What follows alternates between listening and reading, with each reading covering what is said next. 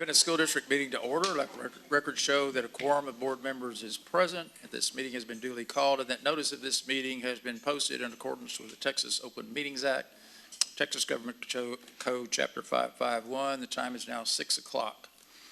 I want to welcome everyone and ask that you, if you haven't already, turn off the sound on your electronic devices. And please stand for the pledges. We're going to be led by Fannin Elementary on the American flag and by Crockett Elementary on the Texas flag.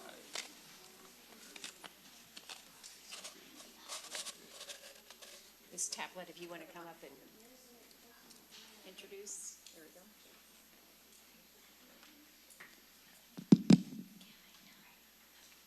go.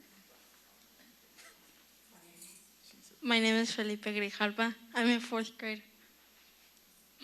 My name is Reagan Cardenas. I'm in 4th grade. My name is Yesenia Montañez, and I'm in 4th grade. My name is Jesse Cortez, and I'm in 4th grade. I'm Yeiko Robledo. I'm in 3rd grade. I'm Gabby Ramirez in 3rd grade. I'm Dalesa Moria Turriates in 3rd grade.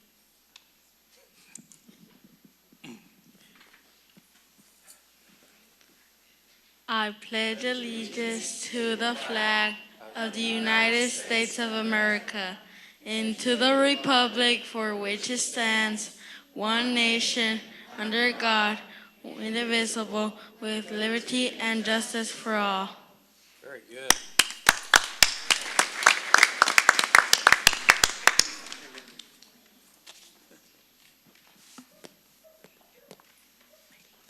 My name is Joshua Karthik.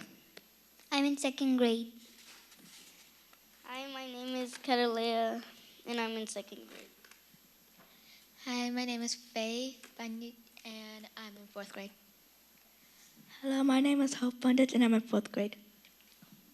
Hello, my name is Timothy, and I'm in 4th grade. Yeah. I pledge allegiance to the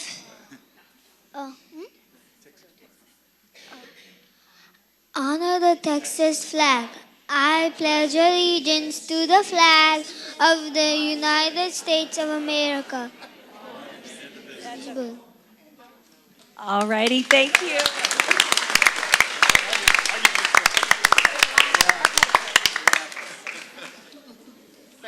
Thank you all very much.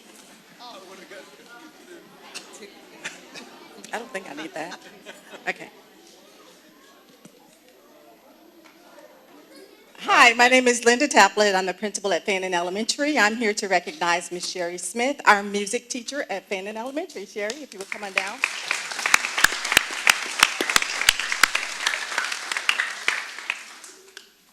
Okay, 3 reasons why we're nominating Sherry or feel like she needs to be recognized or deserve this honor. First, to start with her music.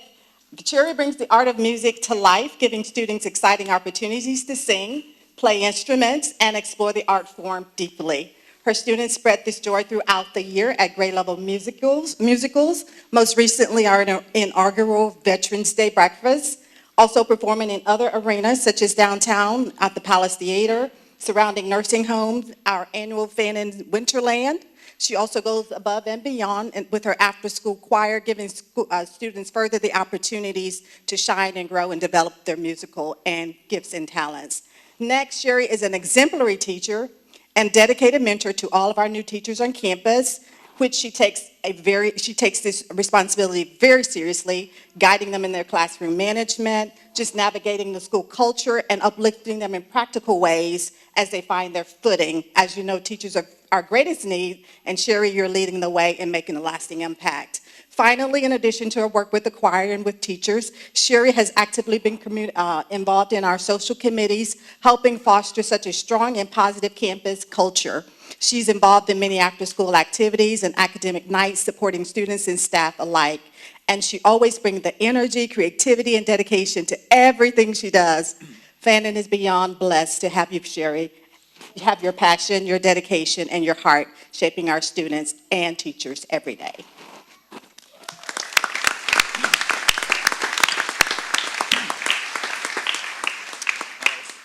We also want to thank while we're getting into these awards, that Truist Bank for presenting some gift cards.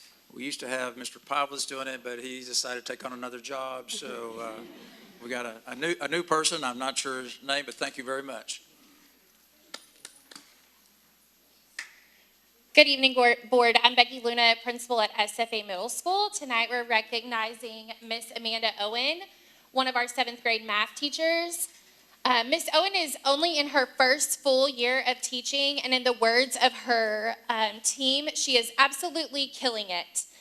She's incredibly patient, kind, and thoughtful. She continues every day to learn, grow, and refine her practice. She consistently exemplifies what it means to be Bronco best and children first in every action that she takes on our campus. Ms. Owen has a true servant's heart, always willing to help her colleagues and model excellence for students and staff, and we are just so blessed to have you at SFA.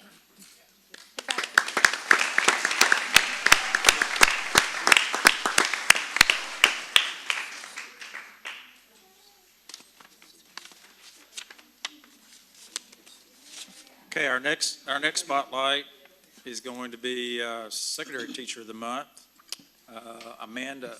I think we didn't follow directions. We did not go quite in order, so we got Crockett, Coach Rhodes. Oh, I'm sorry. Yes, we've got Crockett. So Debbie Earhart. All right, Coach Rhodes, come on down. It's specials night. I love music and PE.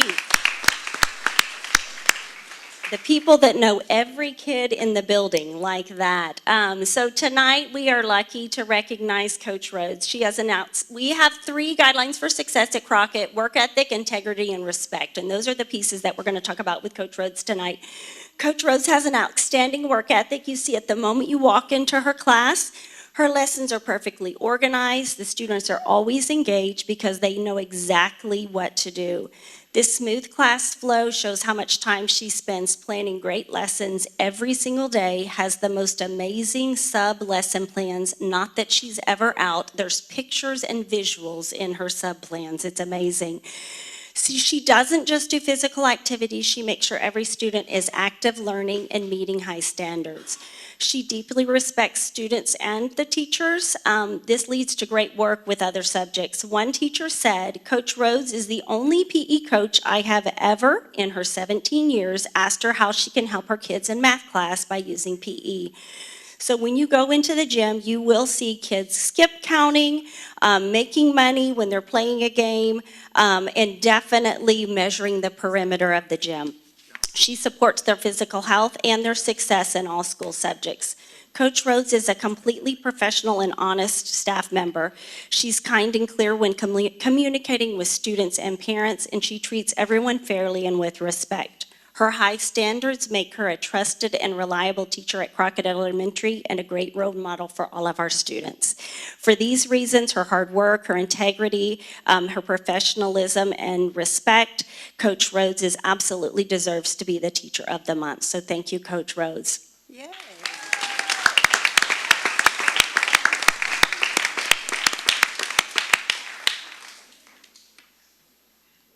That is so smart. Have those kids measure all the different sports, like courts. They'll never forget that. Yeah, that's so smart. All right, we got a little bit out of order there, but we're going to get back in order, and we've got Auxiliary Employee of the Month, and he will be introduced by Patrick Corbett. Yay. Good evening. This month, our maintenance department is proud to recognize Kevin Davis for his outstanding dedication and positive spirit. He is so much more than one of our movers. He is a true team player who goes above and beyond in everything he does. His hard work, dependability, and can-do attitude make a difference every single day. No matter the task, the challenge, he always shows up with a smile on his face and a willingness to help. For example, just a few days before school started in August, Kevin went above and beyond to ensure that our 18+ program was successfully transitioned from Bryan High to its new location, and making sure that our students and teachers had everything they needed for the first day of school. In a couple of days, he'll start picking up all the food that's been collected for the KBTX food drive and make sure that it's delivered on time. This is a common trait of Kevin's, that he always ensures every task is completed with care and efficiency. Kevin, your positive attitude and willingness to help whenever needed are why you make a difference. Yay.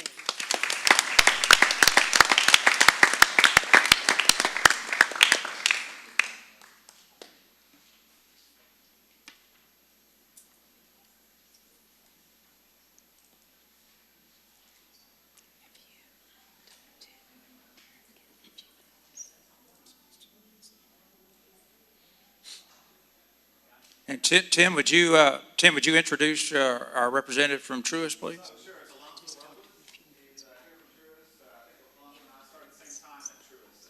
Okay. Well, thank you very much.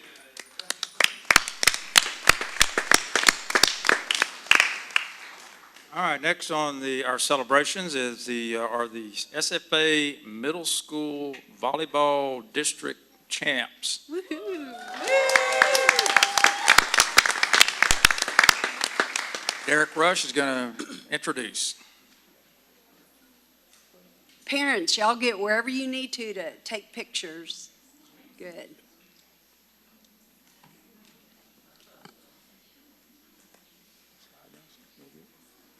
Good evening.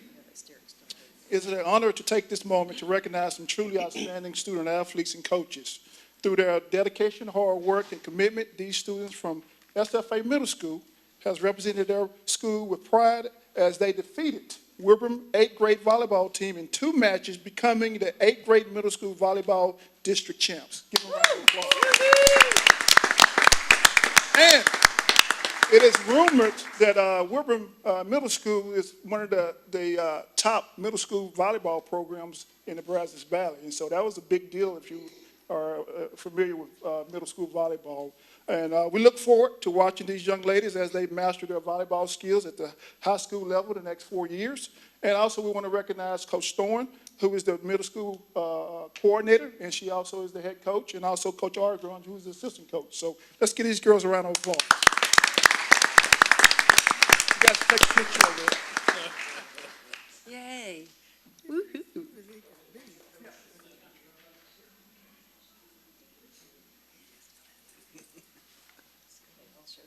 I know, that's great.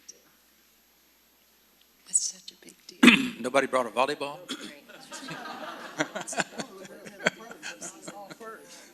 Yeah, no doubt. Yeah. That's an accomplishment.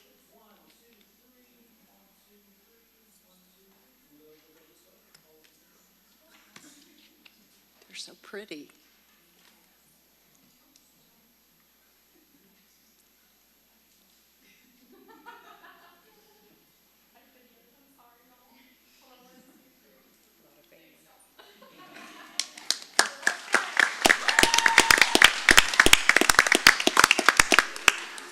All right, and next, Laura King is coming up. She is our Director of Career and Technical Education, and she is going to recognize Bryan Rotary.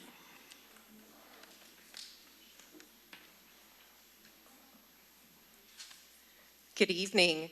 Tonight, we are honored to recognize a community partner whose generosity will have a direct and meaningful impact on our students' futures. The Bryan Rotary Club has awarded a grant to support our MC Harris students by providing OSHA 30 online training and certification testing. While OSHA 30 is not listed as one of the reimbursable certificates from TEA, our local industry partners value it tremendously. In manufacturing, construction, and many technical fields, our employers consistently tell us that OSHA 30 demonstrates a candidate's commitment to safety and career readiness. Many companies even offer a higher starting wage for students that have this certification. Thanks to the Bryan Rotary Club, our students at MC Harris will now have the opportunity to graduate with a certification that gives them a stronger foothold in the workforce from day one.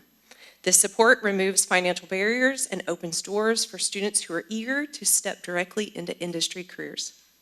We are deeply grateful for our partners like Bryan Rotary Club, who invest in the potential of our students and help us expand opportunities that truly make a difference. At this time, I would like to invite Melissa Green, President of the Bryan Rotary Club, and Pam Smits to come forward and be recognized.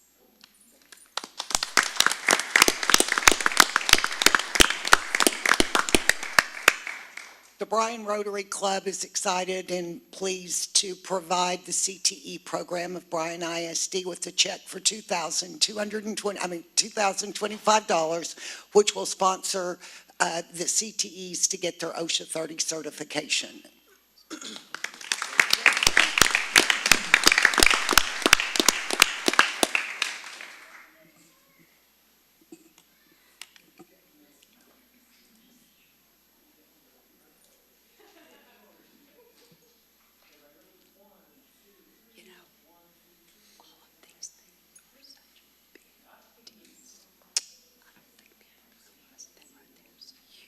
Come on back, Ms. King. We're not through with you yet. So. As she comes back, I just want to also remind everyone that the Bryan Rotary has invested in our students with student scholarships and our teachers with teacher grants. So thank you for all the love and support of Bryan ISD. We appreciate you. Yes, been a great supporter for a long time. Thank you so much. Ms. King, you've got some more to tell us about. More good news, more good news. Tonight, our CTE team is proud to highlight an accomplishment that reflects the hard work of our students, our teachers, and campus leaders across Bryan ISD. For the second year in a row, Bryan ISD has been recognized as a CTAT District of Distinction. This is a statewide honor that celebrates districts demonstrating exceptional commitment to high-quality CTE programs, student outcomes, industry partnerships, and innovation. This recognition isn't about a single program or campus. It represents the collective excellence of our entire CTE department and the intentional work happening every day in our classrooms. At this time, I'd like to turn it over to my CTE admin team, Parker Knudsen and Casey Marchant, to share more about what this award means and the work that made it possible.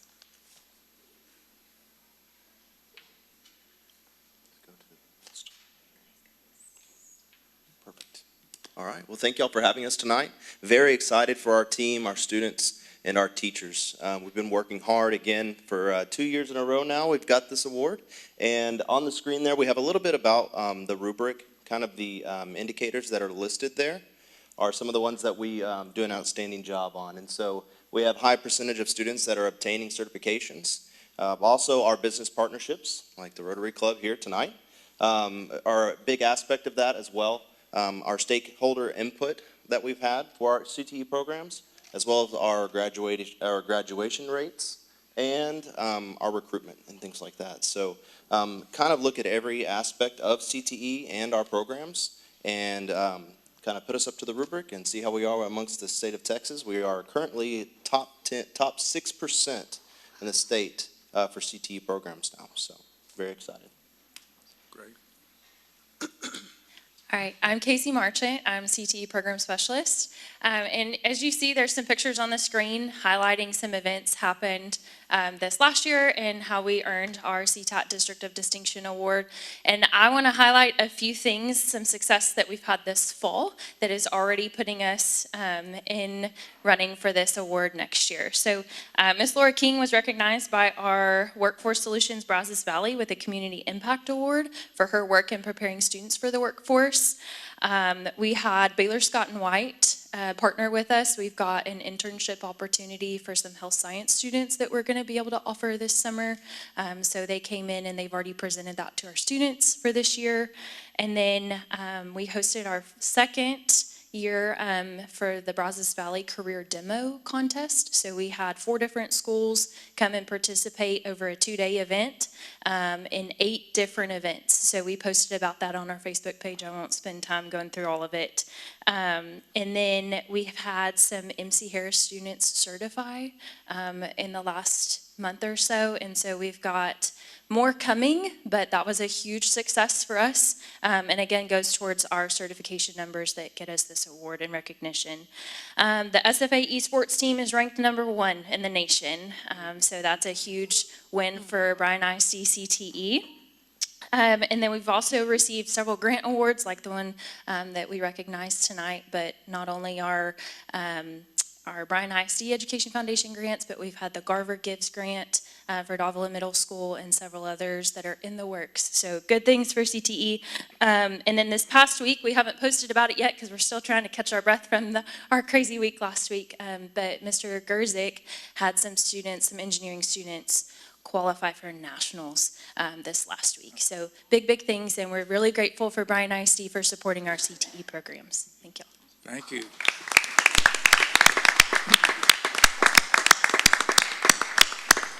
So what classes are the e-sport team associated with?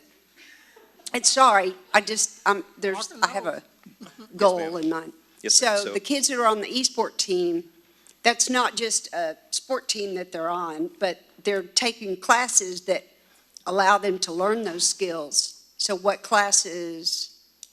Yes, ma'am. So currently for our high school teams, they're in computer science as well as robotics, and so they do a lot of teamwork, team building through that and collaboration. So a big aspect of that, they actually do some game design as well. And so also in our middle schools, we have our principles of applied engineering and robotics classes there as well. And so they do a lot of that. They'll do coding and different game design aspects as well. But really the big part of what our teams are so successful at is the problem solving and collaboration. And so through all our CTE programs, that's something we really push is collaboration, working as a team, and really generating and creating those soft skills. And that's really what I think pushes our teams over the top for competition. And SFA is #1 in the nation? Yes, ma'am. That has got to be front page. I mean, somehow. So this is the second year in a row, media- actually. Yes, They've been at the that top, is so. amazing. And it's not just a bunch of kids that stay up all night and play games. I mean, they're working, well, Some of them may go home and play games for an extended period of time, but they'll get their studies done first. oh, that is great. They're working hard. That is so, Yes, ma'am. thank you. I That think is so it's- much to be proud of. I think it's safe to say y'all are creating a model here for everybody. I assume y'all have folks coming in and saying, hey, how are y'all doing this? What do y'all, yeah, that's great. Yes, sir, That's it's been great. We've actually been able to collaborate industry partners with the Legend Center as well. They've actually had our students go there and compete for one of their tournaments that they're competing in. And so, like I said, they've made it, SFA specifically has made it to state for 2 years in a row and nationals. And we now have Bryan Collegiate has a team on board. They're competing. MC Harris has a team. They're competing. That is great. It's kind of every campus now has been doing esports. Technology has been amazing. Thank y'all so much for all the work that they're doing, because as we know, there's a lot of filters and things that we have to get through. The games have a lot of anti-cheat systems that we have to try and bypass. So it's been a lot of work all the way around, but everybody's been great. So it's been awesome. It's been a lot of fun to see.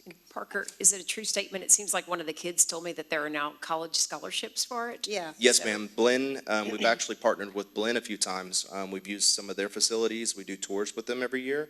And so they actually have scholarship students that come and play on those esports teams. So yeah, it's becoming really big deal. It's a lot of fun, for sure. And then someday we'll say, well, where's so-and-so? Oh, well, they live and work in Silicon Valley, so. Yeah. Yes, ma'am. Man, Thank y'all. That's right. Thanks again.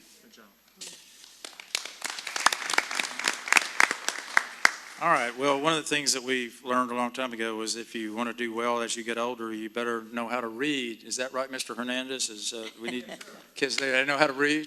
And Linda's going to agree with you, I think, so. yeah, Absolutely. Tell us what you got for us. All right, it's truly my honor and privilege to introduce to you Mr. Daniel Hernandez this evening. Over 12 years ago, when I was serving as principal at Jones Elementary, Mr. Hernandez approached me with a vision, one centered on partnering with our Jones parents to empower them to walk confidently into our schools and work side by side with their children's teachers.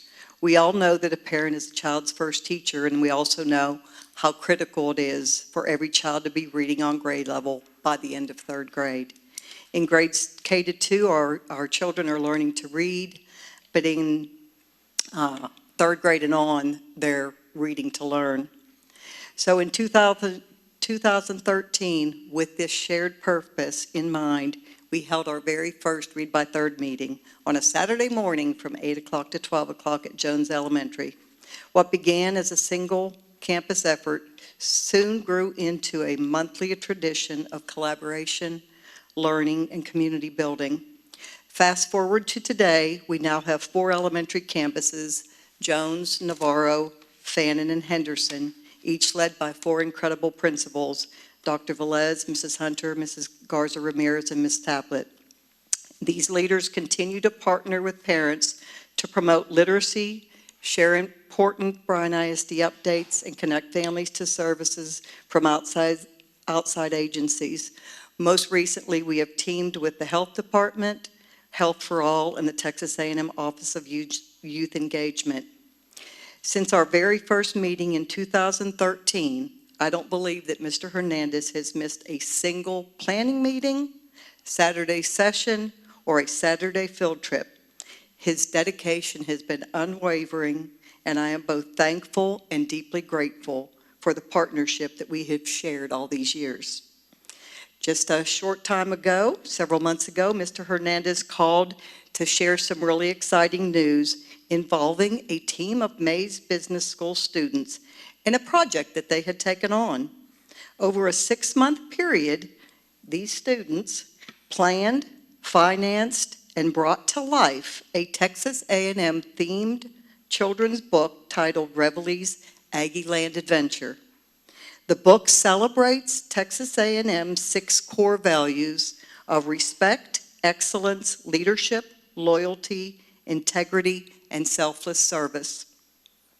These students wrote this book to learn business by doing business, to serve the community, and to honor the Aggie spirit that shaped them. They have dedicated the book to Bryan ISD's Read by Third initiative and to everyone who champions early literacy, students, parents, caregivers, teachers, librarians, tutors, and volunteers. The book recently went on sale, and in a remarkable act of generosity, the Mays Business School students are donating 100% of the proceeds to Read by Third.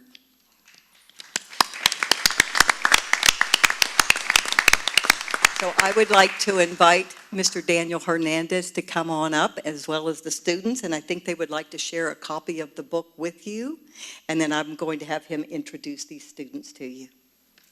And thank you very much. Thank you, Linda. The books come with a price. I'm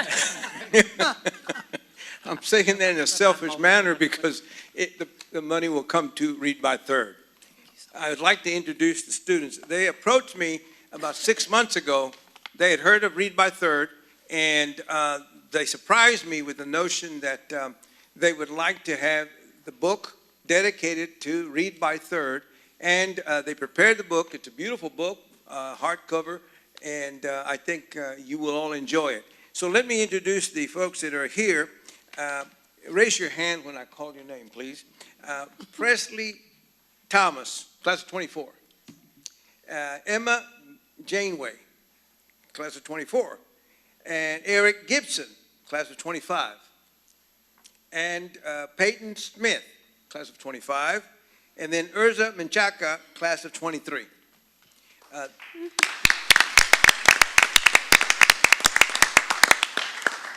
I've been meeting with, mainly Urza, and I think you're going to be the spokesperson for the evening. Okay, so please come forward. Howdy, everyone. Again, my name is Ezra Menchaca, and thank you so much for allowing me to speak today with my fellow team. Today, we are here to present our book. Thank you for giving a brief summary of it. We are in the Masters of Science in Business program at Mays. A big portion of our curriculum is called the Integrated Business Experience.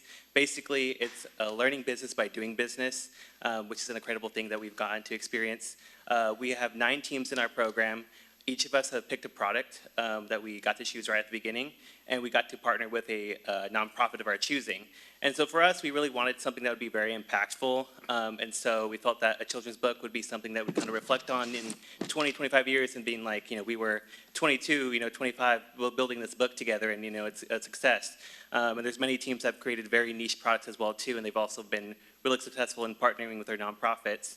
So we're very happy about this experience. We've had really good success in our sales. We ultimately had our first batch kind of fly through immediately, which was awesome. We had to order our second batch recently, and we're probably gonna have to order our third batch relatively soon here as well. And so, this partnership with Mr. Hernandez has been really great. Seeing the impact that we have on the kids, specifically whenever we were reading our book to them, was really impactful, and we're hoping to do those volunteering opportunities again.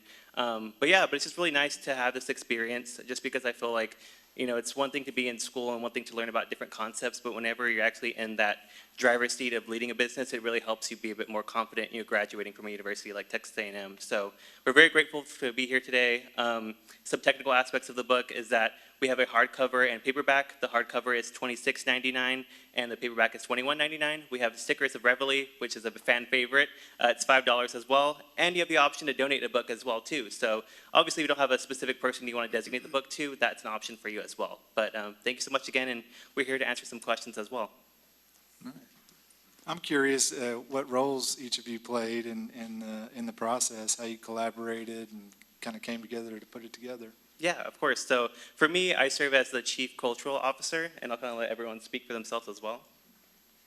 I serve as the CEO. I serve as the CMO. I serve as the CFO. I'm the COO.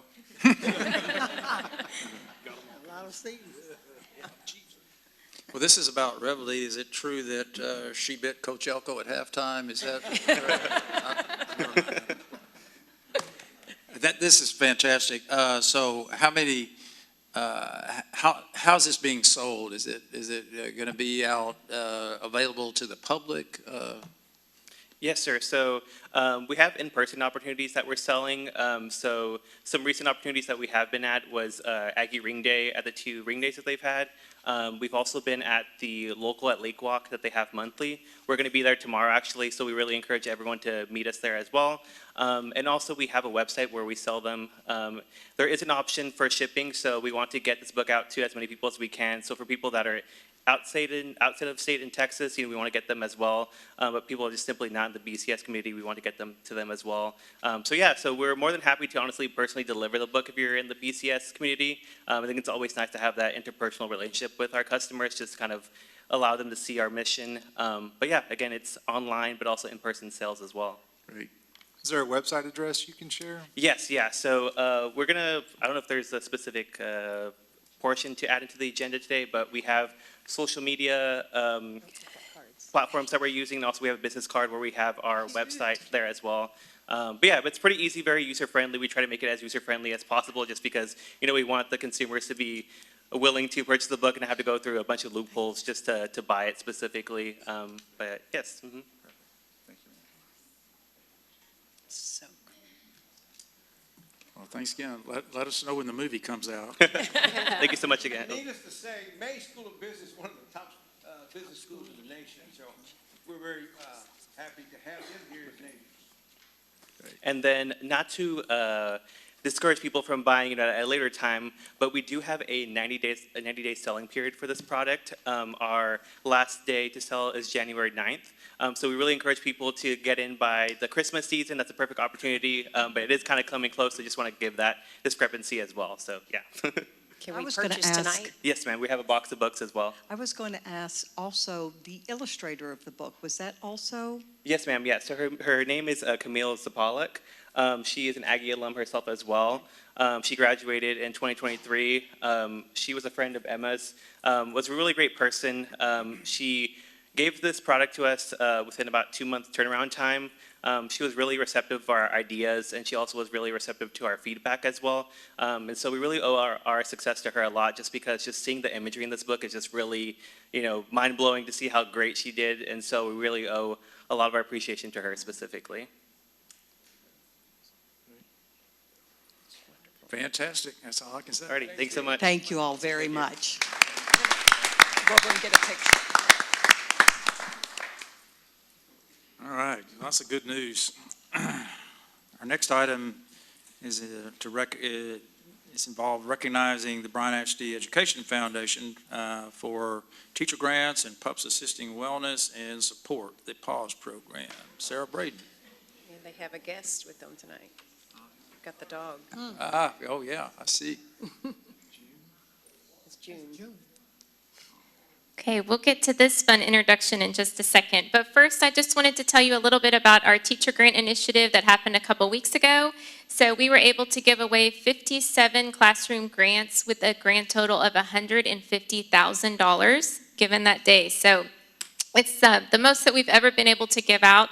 About 3 years ago, we were giving away about 70 grand. So just in that little bit of time, we were able to double the impact on that initiative. So we're really excited about the teachers that came together. A lot of them collaborated, different entire departments came together, and we gave away multiple $10,000 grants to C-Tech programs and things like that, special education, and makes a really big impact. So we wanted to celebrate that day and then also have a very special introduction to make. So this is June. She is a 1-year-old lab that is placed at Camp Carver Elementary. And June really represents the launch of our PAWS program. So we came up with this idea a couple years ago to place trained comfort dogs on Bryan ISD campuses, and June is launching that program with us. So really June's purpose is to come to school every day and to just put a smile on kids and staff's faces. What we've quickly realized is where maybe we thought this was just for the students, it's actually become really vital for our staff too.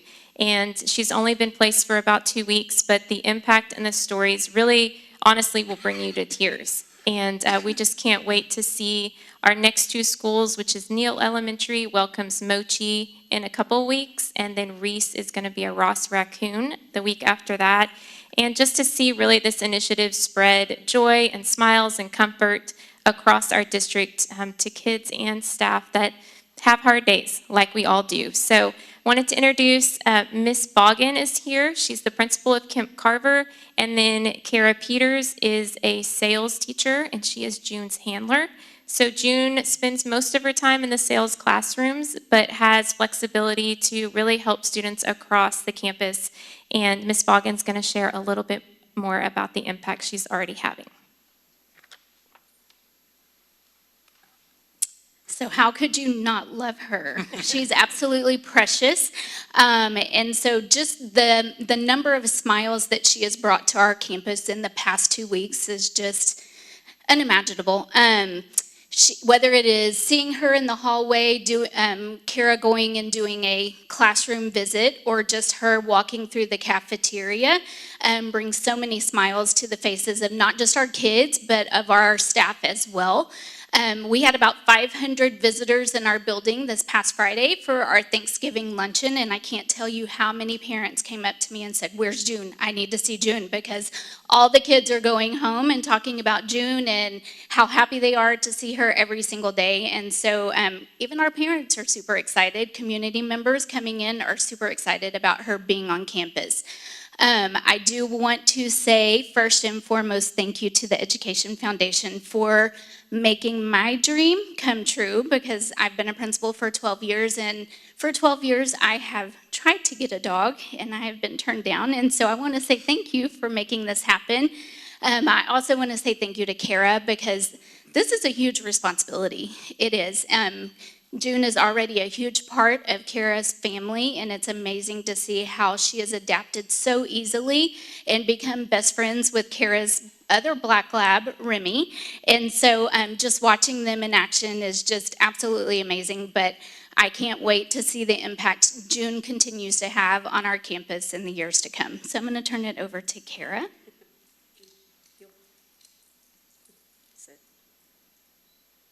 These amazing ladies are going to kill me with all the talking. I feel like my legs are going to come out from beneath me.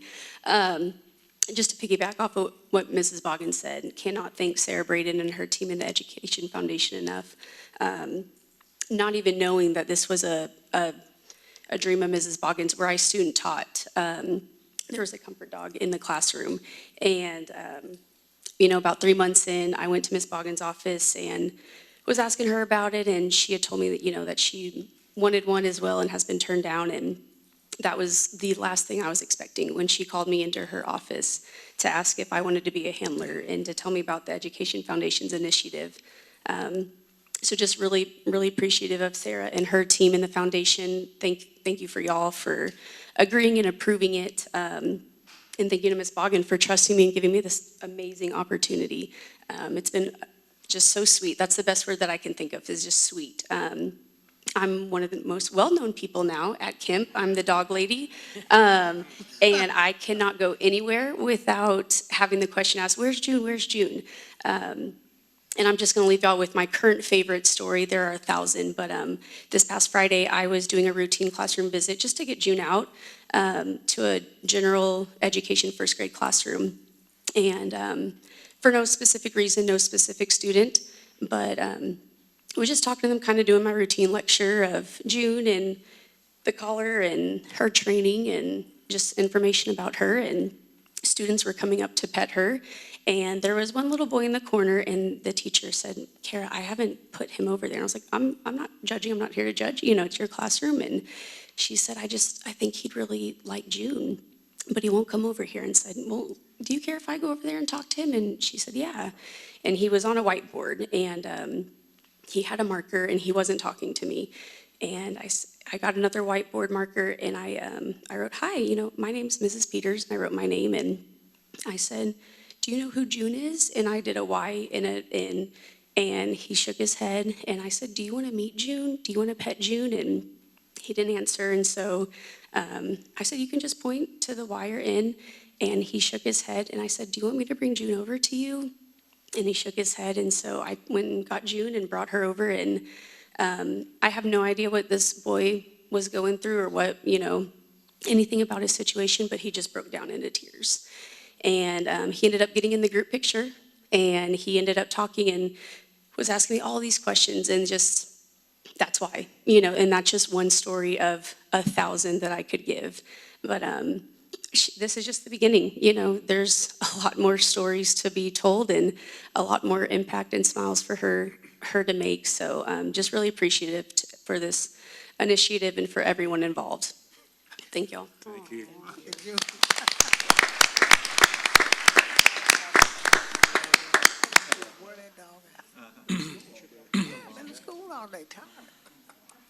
There are some days when we might need to borrow the dog, obviously.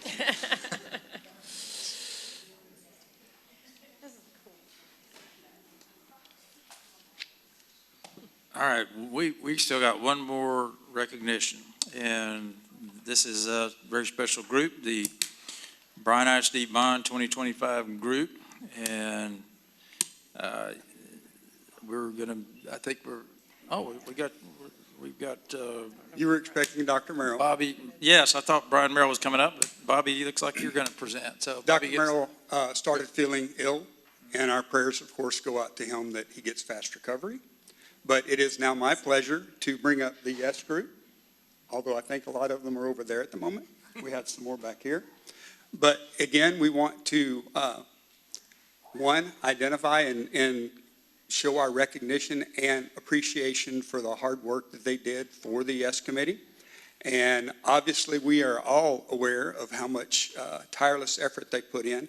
A lot of them served on our original bond steering. And so then they came up and then put in unbelievable amount of hours. So I would ask that our Yes group come forward, please.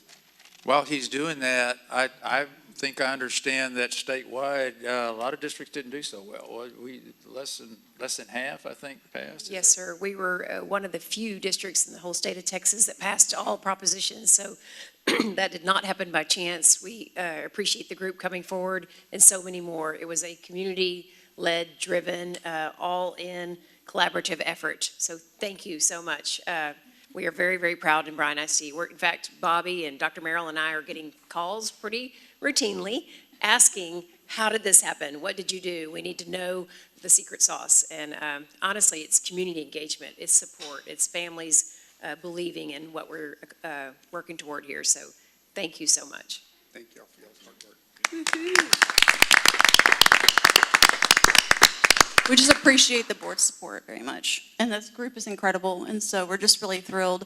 I got a call this past week from a local, smaller school district around us asking for my help to kind of help figure out how to make a bond pass for them. So it's been a great experience. Do you want to say anything, Maris? Say thank you. She made a video. She says, can I talk in the microphone with you? Amy, do you want to tell the group and for those listening about the committee and how y'all met and that you're the ones behind the signs, et cetera? A lot of people don't understand the separate and apart group. Yeah, so it's a really integral part of the process is to have an engaged and active volunteer group that comes together with a common purpose. We unify with the district in our tone as far as we want this to pass. But the biggest part of that is that we're able to go forth and advocate for it. We can speak about the passion pieces. We can talk about, the more kind of emotional parts of it, of how this is going to impact our kids and our district and our community. And so we come together as just full volunteers, and we're all parents and small business owners and community leaders, and we're dedicated to, making sure that these, propositions are, communicated out to the best of our ability. There's a lot of information that can, be skewed and kind of given out erroneously, and so we would try to get in front of that and say, this might be something that someone doesn't have an understanding of. Especially when it comes to school finance in Texas, it's just extremely complicated. And I think that, at the state level, it's hard because they're a bit misguided around people should just understand it, but it's so complicated. And so, coming together as a group with experience, coming from steering all the way through, a lot of us have been involved in past bonds, 2014, 2020. And so coming together and putting that energy forward and communicating the message out, we're just so thrilled with the results and that the voters in the community came forth to support our kids. Thank you so much. Thank you. I'll elaborate a little bit. This committee was involved in community engagement from hosting meetings to bring in the community, to inform them, to run social media campaigns, to do one-on-one meetings with individuals, to identify sign locations, to distribute signs, to fund the campaign. The passion is the key word, and this is a group of people that really have a heartbeat for our school district and worked hard to communicate and let people know what we're passionate about. And so it was an awesome effort and certainly a group effort. And I'm so thankful for all of your involvement and just passion for what you were doing. I'd like to thank Amy again and the group. Y'all did a great job on getting everybody on board. I mean, it was a tremendous effort. It doesn't pass, without your help. And I truly appreciate it, and the school district appreciates it. Thank you all so much. Thank you. Thank you. Thank you.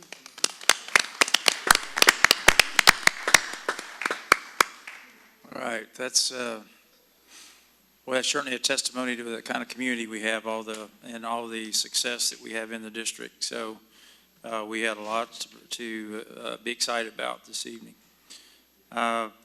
Next item on the agenda is public comment on agenda or non-agenda items. At our main meeting, which is typically the second meeting of the month, you do have the right to comment on non-agenda as well as agenda items. Do we have anybody? No, sir, no comments. All right, no one. And you do have to sign up in advance if you do want to take advantage of that. So next we'll go to superintendent report on staff and student celebrations. Ms. Carabine. Thank you, Mr. Sasney. Before I start, does anyone want to get a book before they leave? They probably don't want to stay to the whole meeting. What's the best way to do this? Do you want to leave some here and then we'll sell them for you and then we can deliver the money to you, or what would? I can make arrangements with you. Okay. I can get your contacts and we can figure out a book that's. Okay, because that's perfect. Mr. Hernandez has my cell phone and everything, so. I'd hand you my credit card, and you probably don't want to stay and sit through the rest of the board meeting. Then you want to leave until they got this arranged. Yes, I know you dropped some off on the dais, and if they don't want them, we'll collect them back, but I have a feeling that we've got some buyers in the room right now. Yeah. Thank you so much. This is amazing. Congratulations on your project. Thank you. So, it's my pleasure to provide just a brief update. You can see tonight we had the room full which is a good problem to have when it comes to spotlighting our staff and our students and our community. And November is no exception as we celebrate Essential 8. Our theme for the month is gratitude. So you can see on the slide, our communications team went out about to many different campuses, and they talked to our students, all ages, and asked them about why are you grateful and what does that mean, which reinforces the learning surrounding our Essential 8. And speaking of grateful, I know they're leaving the room now, but we are forever grateful for the Education Foundation. You heard it from Ms. Sarah Braden. They just handed out $150,000 in teacher grants, the largest in the history of the Education Foundation. And you cannot put a price tag on what they've done with the Comfort Dogs. I had the good fortune of celebrating June's debut at Kemp Carver, and it was simply amazing. And then next up, we have the dog that will arrive, Mochi at Neal Elementary, and then finally Reese at Ross Elementary. And knowing our principals, it's going to be a competition to see who can outdo the other one. And I don't know how we'll compete with Kemp Carver because it was a full-blown pep rally with endless stories of all the good associated with the Comfort Dogs. So thank you again to our Education Foundation. We're also continuing to celebrate Mr. Hernandez because in addition to all that he's done with Read by Third, he had a vision to expand this whole concept of family engagement while supporting students, and this is when the next step was born. So just a few short days ago, many of us gathered at Sadbury Intermediate School. This effort is centered around intermediate schools, so we invited students and their families for 5th and 6th grade, and we all gathered, and we had a guest speaker, Mr. Jarvis Parsons, and he delivered a dynamic session on parenting, cybersecurity, the look-fors with technology, cell phones, et cetera. And again, we couldn't put a price tag on that either. This is an extension of Read by Third and the epitome of family and community engagement. Very thankful for Mr. Hernandez and his visions. And then, speaking of grateful, on Saturday, November 8th, the Rotary, which is a great partner of us in Bryan ISD, did an all-call again. They know we have the student ambassadors and a lot of kids that like to show up and help. And boy, did they show up. On November 8th, you're looking at a photo right there. We put out over 1,000 flags at the Field of Valor for Veterans Day. And then what goes up must come down. So yesterday afternoon on Sunday, we asked again for some of our students to come and help out. And you can see in the bottom photo, good 30, 40 kids showed up to help us. And if they had not, I'd probably still be out there taking those flags down because again, it was almost 1,300 flags with just a handful of Rotarians. And it was probably 86, 87 degrees yesterday, which was crazy. And Bryan ISD walked in and just took over and helped take the flags down and interacted with our Rotarians. And it was just the most beautiful moment of shining a light on Bryan ISD. And then speaking of shining a light, we'd like to thank Texas A&M University for their annual invitation to a girls' women's basketball game at Reed Arena. This happened a few short days ago too, and you can see the smiles and the photos speak 1,000 words. We are so grateful for this opportunity. For many of our students, this is the first time to experience Texas A&M as a 4th grader, and I believe it sets that tone for attendance one day. We have a lot of future Aggies in our schools today. And then finally, just to reiterate the message of gratefulness and thank you to our Political Action Committee and for our community and for our parents and for everyone who believed in what we're trying to accomplish here by investing in our facilities. Thank you to our voters for approving our $397 million bond. So when you drive about the community, you notice that we have the yard signs in the front yards of all of our facilities. Well, now you'll notice a big yellow sticker that we're placing on them that messages out that we have approved the bond and thank you to our community. So this is just a message of appreciation, and we are so grateful. So thank you, Mr. Stasny. Thank you, Ms. Garrett. And we'll move to some of our committee reports. We'll start with Finance Committee, our new member, Mr. Pavlis. Well, thank you. I got thrown in this on my first day on the job, I think, was Thursday, so I'll try not to mess this up too bad here. But we met on Thursday. It was Mrs. Carabine, Mrs. Friddle, the Weaver audit firm, Mr. Stassi, and myself. And the Weaver firm, they handled our 24-25 fiscal year audit, which is required by state. Every school in the district undergoes an annual external audit to ensure transparency and accounting. Weaver reviewed the scope of the work, including their responsibilities to elevate the district's financial statements. The firm reported that Bryan ISD received a clean audit report for 24-25 for the fiscal year. And then Mrs. Friddle, the Weaver audit, they'll jump in a little bit deeper here in a little bit. Mrs. Friddle, then we talked about reviewed the reimbursement resolution to repay the Transportation Internal Service Fund for the recent purchase of 3 buses. The resolution will also allow the district to reimburse the fund with future financing from the bond proceeds to restore the fund's balance. After that, Mrs. Friddle also talked about the committee discussed bringing back a report that highlights purchases above a set dollar threshold. This report would give us more, the board, clearer picture of major expenditures. So that was everything that was in that. All right, thank you.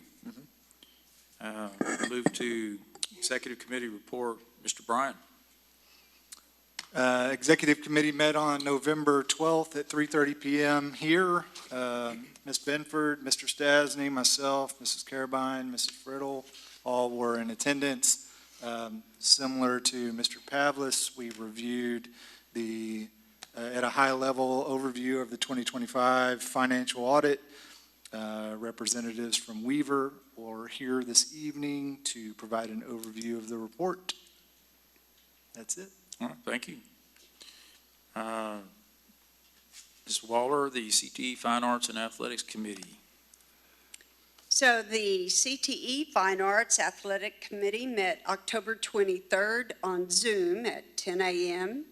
Board members present were David Stennis, Joel Bryan, myself. Staff members, Jacob Justice, Laura King, Derek Rush, Dr. Brian Merrill, and Ginger Carabine. First, from CTE, their report, expanded CTE courses at both high schools, and we have added new exploratory courses at Expire. And then I think we heard tonight how wonderfully our CTE is doing. And Mary Catherine Harris hadn't had CTE very long, but they're doing amazing things. CTE enrollment grew by 800 class seats. Over 87 to 93% of our high school students are enrolled in CTE classes. Partnerships are being strengthened with Blinn, A&M, and the Regional Connect Committee. Our MC Harris students have expanded to 185 CTE students with increased lab access and growing certifications. From Fine Arts, Jacob Justice reported achievements: Boys to Men Choir, concert pivoted outdoors. When the electricity went off? Is that what in the Civic Auditorium? BHS Band, is that right? Yes. BHS Band earned straight 1s and advanced to area. Paige Perrone was accepted into a National Musical Theater audition program. Rudder High School Band participation is at an all-time high. Cheyennes have new uniforms. Rangerettes' new uniforms are coming soon. The Viking Theater's Trunk or Treat partnership is growing. The collaborations with local art groups, students' art, is displayed at Arsenal Tattoo. Have you been in there lately, Miss? I haven't either, but that's okay. It's a good place. So, athletics, Mr. Rush celebrations, Diego Duran won district, and at that time was headed to state, placed 18th, if I'm not 18th at state out of, how many kids? 100? Yes, over 100 students, and he's just a sophomore. So I was thinking, you take out all the seniors, and that pops him up already. I mean, that young man is just doing amazing things. Eden Chilton competed at Region 2. SFA's Eaton Fryer won the 8th grade district meet. Boys and Girls Club is hosting a flag football and volleyball tournament, or they did last weekend? Is it coming up? 2 weeks. 2 weekends ago. Gotcha. Jane Long, Sadberry, and Rayburn held well-attended intramural championship nights. Bryan Youth Sports Association is providing updates, or we are providing updates for the Bryan Youth Association, which Jackie Sherrill is helping us get started. Everyone in the community will be hearing more about that real soon. Thank you. All right, Ms. Benford's last, and Ms. Waller used up most of your time, so you're going to have to be really quick. On Well, I had three different committees to talk about. Why is that my fault? Community Affairs. So, Community Affairs Committee, we met October 31st at 10 a.m.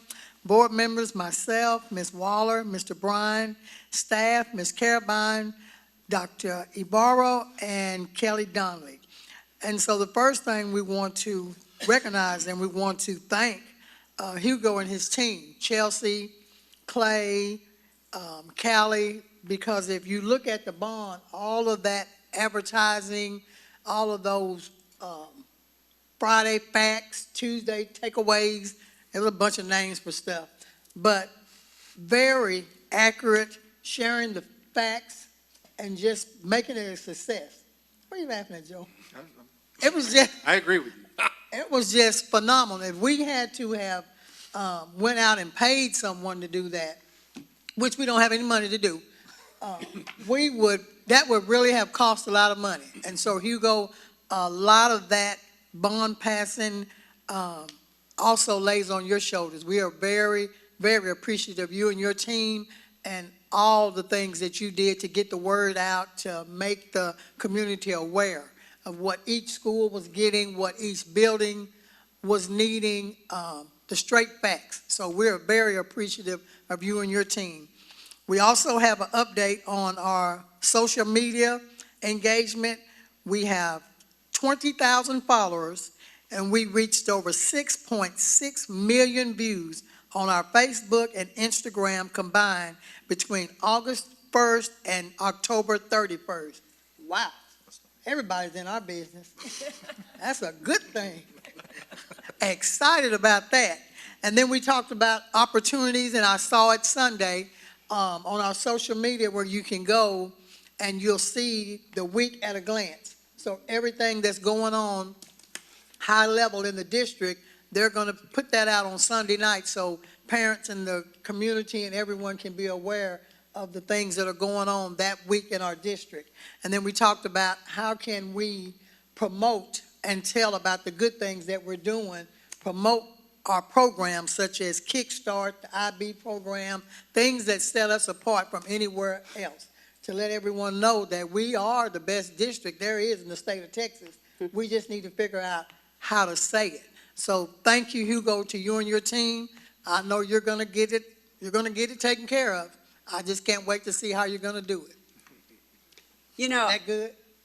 No, you did great. Okay, I have to, Okay, she goes. sorry, I know. No, that's okay. But I was thinking, because one of the reasons I think Hugo's team is so amazing is one of the things we try to do. We try our best to hire from within or hire the people that understand and know our culture, our students, our community. So Hugo Ibarra himself was an administrator, knows the kids. He was at the elementary level, he was at the high school level, so he understands our kids. Chelsea has family here.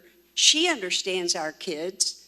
Callie was a former student, has kids in the program.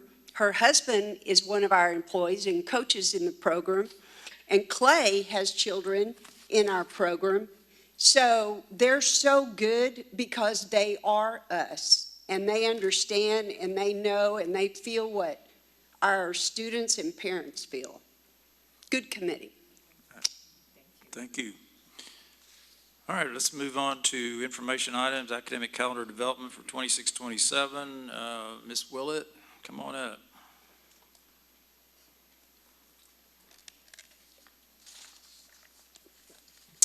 Good evening, and thank you for having me today. Okay, we're going to talk just real quickly, going to give you a quick update on where we are with the calendar development. As always, I try to bring it back to the why we make such a big deal out of this. It's to build an academic calendar to support the needs of the students, staff, parents, and our community. Here's the timeline, made a slight adjustment to it. Really want to make sure that we get the input we need from Ms. Carabine's teacher advisory group, parent advisory group. We have another district leadership team tomorrow. And so making sure we get all of those folks in, I got really aggressive and I put in dates for the survey. The goal is I come back to you on December 1st and at that point could present the calendar options that we've massaged over the last 3 meetings. We'll meet again this week. But to have that survey then, and then still ultimately, our goal would be to bring it back to the board on the 15th. Quick reminder of all those parameters we have to build in. We have to have those 75,600 operational minutes. It's from the time that bell rings first thing in the morning till the end of the day. The state put in the requirement. I'm old and going to date myself. We always called them bad weather days. But now basically we have to have that 75,600 and then we have to have at least 910 minutes more to account for 2 full days. We don't have to designate them bad weather days on the calendar, but just have those extra minutes built in just in case. Again, I showed this slide the last time, but I think it's really important to be able to look at the current year and next year side by side. Gives the opportunity for people to think about what is working well, where there might be an area of a room for improvement, and then how does the actual calendar, when does Easter fall? When does Memorial Day fall? Those things and how that affects what we build. And then finally, where we are now. Here's some sort of, not really specifics, but the calendar committee has narrowed it down that we would like the start day to be either the week of the 10th or the 14th.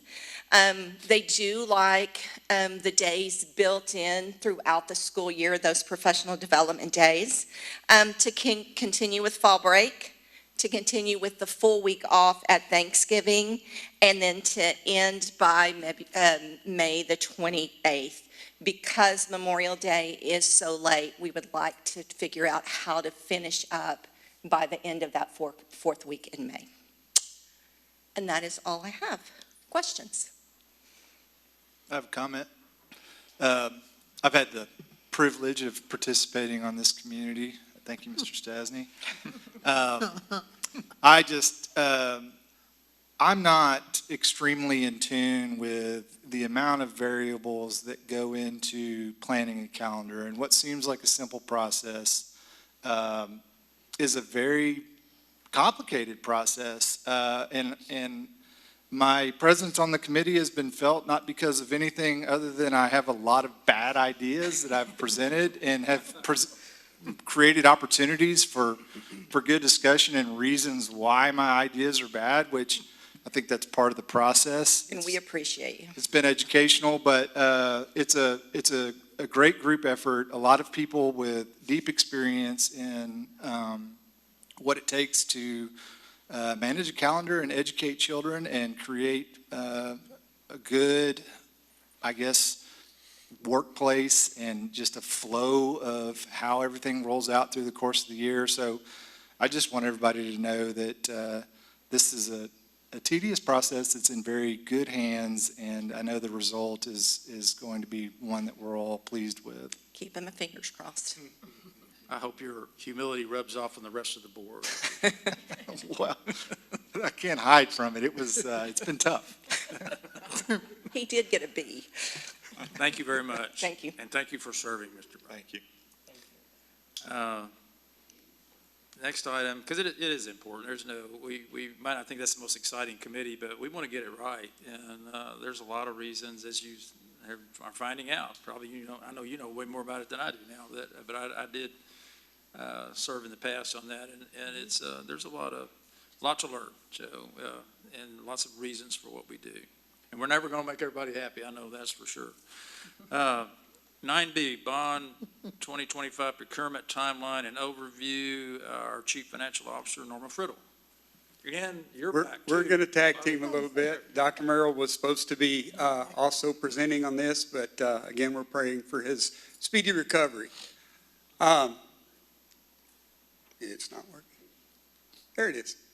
First off, we want to say thank you to our voters. Obviously, we had a very successful night on the 4th, and as Ms. Carabine pointed out, we were one of the few. There was a lot of referendums that did not pass over that particular night. Ours was absolutely one of the few athletic bond referendums that passed. So we do give the credit to our Yes Committee, but our staff and everyone that worked so diligently and hard. Reality is it was a resounding success because our closest race, which was athletics, still passed by over 500 votes. So that was a solid statement from our public to support. Obviously, we've had our certification for the election, and we know that it is, in fact, accurate. And then our next steps is the timeline overview, which is what we'll be presenting this evening.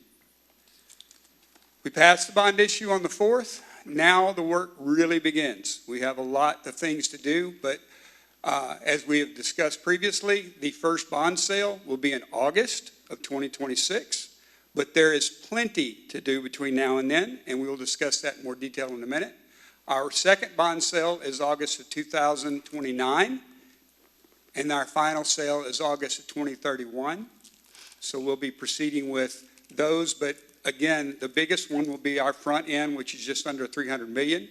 And again, there's a lot of practice and of selecting teams, getting our groups together, and then design and other actions.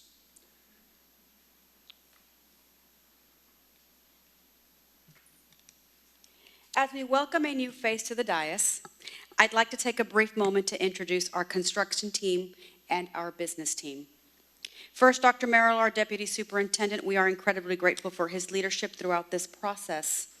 He has been instrumental in bringing us to where we are today, facilitating meetings, keeping everyone connected, and truly serving as the glue that holds the work together. The heart and passion that he brings to this work is absolutely remarkable and something our district should be proud of. I am proud to say that I get to work alongside him. And he'll also be working closely with everyone else involved, including our Director of Construction, Bobby Griffin.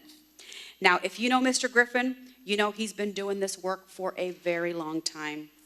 We have tremendous respect for him, and we rely on his expertise and his experience to ensure that we make sound decisions that benefit our district and our taxpayers. We are very fortunate to have someone of his caliber supporting this work. Thank you, Bobby.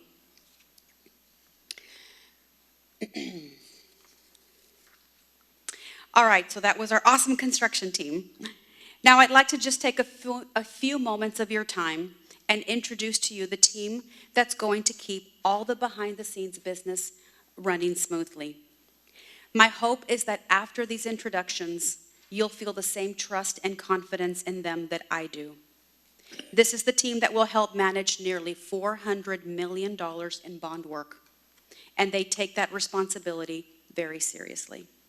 A bond of this magnitude doesn't just take construction planning, it also takes a strong team to make sure that money is managed correctly, that risks are handled, and that the district is protected from liability, that vendors and staff get paid, that the cash flow stays steady, and that procurement is done precisely by the book.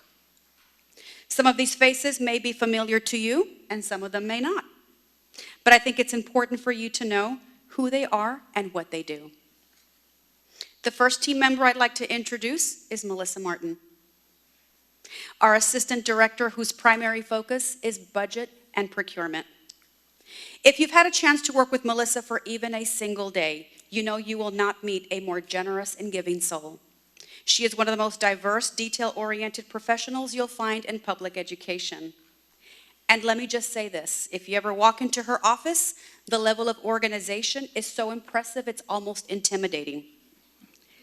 I always joke that if you set down a paper clip in the wrong place, she'll have it labeled, color-coded, and filed before you leave the room. Melissa manages a team that supports the entire district and oversees the non-payroll side of school finance, from campus and department budgets to discretionary accounts to purchase orders and everything else in between. You will not meet a more helpful or dedicated soul than Melissa, and we are incredibly fortunate to have her leading these critical areas for our district. The second team member I'd like to introduce is Brandy Green, our Assistant Director for Payroll Services. Now, I think we can all agree on one thing. We all enjoy receiving a paycheck. And while most of us only think about payroll twice a month, usually when that direct deposit hits, Brandy thinks about it every single day, so the rest of us don't have to. That alone makes her a hero in my book. Payroll in a school district is an incredibly complex operation. If you think the school calendar is an incredibly complex operation, this is very complex. It's far more than just issuing a basic paycheck. Our payroll team processes thousands of transactions each year. Regular pay, stipends, supplemental pay, overtime calculations, time clock edits, and all the unique pay structures that come with being in public education. Brandy is constantly working behind the scenes, double-checking calculations, validating timesheets, and doing everything possible to make sure our employees are paid correctly and on time every time. And we appreciate her tremendously for that dedication. The next team member I'd like to introduce is Michael Stiers, our Assistant Director for Risk Management and Benefits. In a school district, the role of a risk manager is absolutely critical. Michael oversees the invisible systems that protect our students, our staff, and our district resources. Everything from liability and property coverage to workers' compensation processes to safety protocols and all of our claims management. He also plays an essential role in administering our employee benefits program, ensuring our staff have access to quality, well-managed plans, and that the district remains compliant with state and federal requirements. We value this role because it requires a unique combination of technical expertise and a service mindset. You know a good risk manager when half their job is preventing disasters we never even realized were possible. Michael could not be with us this evening. He is enjoying a fine dining experience with his family in celebration of his birthday. But we want to extend our appreciation and acknowledge the important work that he does for our district. And last but certainly not least is Stephanie Brumfield, our Director of Financial Services. She works with every single person in the business office to keep things on track. One of her closest partnerships, I've noticed, is with payroll, where something is always on fire. She and Brandy are basically a two-person fire crew, hoses in hand, helmets on, putting out flames before the rest of us even smell the smoke. And they do it with such grace. But Stephanie's work goes far beyond payroll emergencies. She keeps our cash flow steady so that our paychecks clear. She makes sure that funds land in the right bank accounts at the right time and keeps our bank reconciliations clean and maintains our books all year long. And when it's audit time, she's the glue that holds the entire thing together, gathering documents, answering auditor questions, and keeping the process smooth from start to finish. She is really our quiet strength. Stephanie, thank you for everything you do behind the scenes to keep this district running. Oops, I don't have my little clicker. All right. So as we look ahead to implementing our bond, one of the most common questions we hear is, why does it take so long? And that's a fair question. There are several steps in the Texas process that simply take time, not because of a delay on our part, but because of statutory requirements and best practices to protect our taxpayers. First, tax collections don't come in all at once. We have to wait for the revenue cycle to build before the district can make its first bond payment.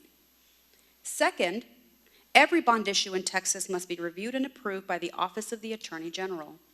This is a legal safeguard to ensure the district is issuing compliant and marketable debt. Their review adds time, but it protects the district and our taxpayers. And third, last but not least, procurement. Whether for architects, engineers, or contractors, procurement can take anywhere from 2 to 6 months. That's because we must follow strict Texas procurement laws to evaluate our proposals thoroughly and ensure that we're selecting the most qualified professionals at the best value to the district. Now, all these steps may take time, but they're intentional and they are important. And they help us use bond funds responsibly and keep the whole program on solid footing from start to finish. When a district needs to hire professional services like architects, engineers, surveyors, or construction managers, we begin with a request for qualifications.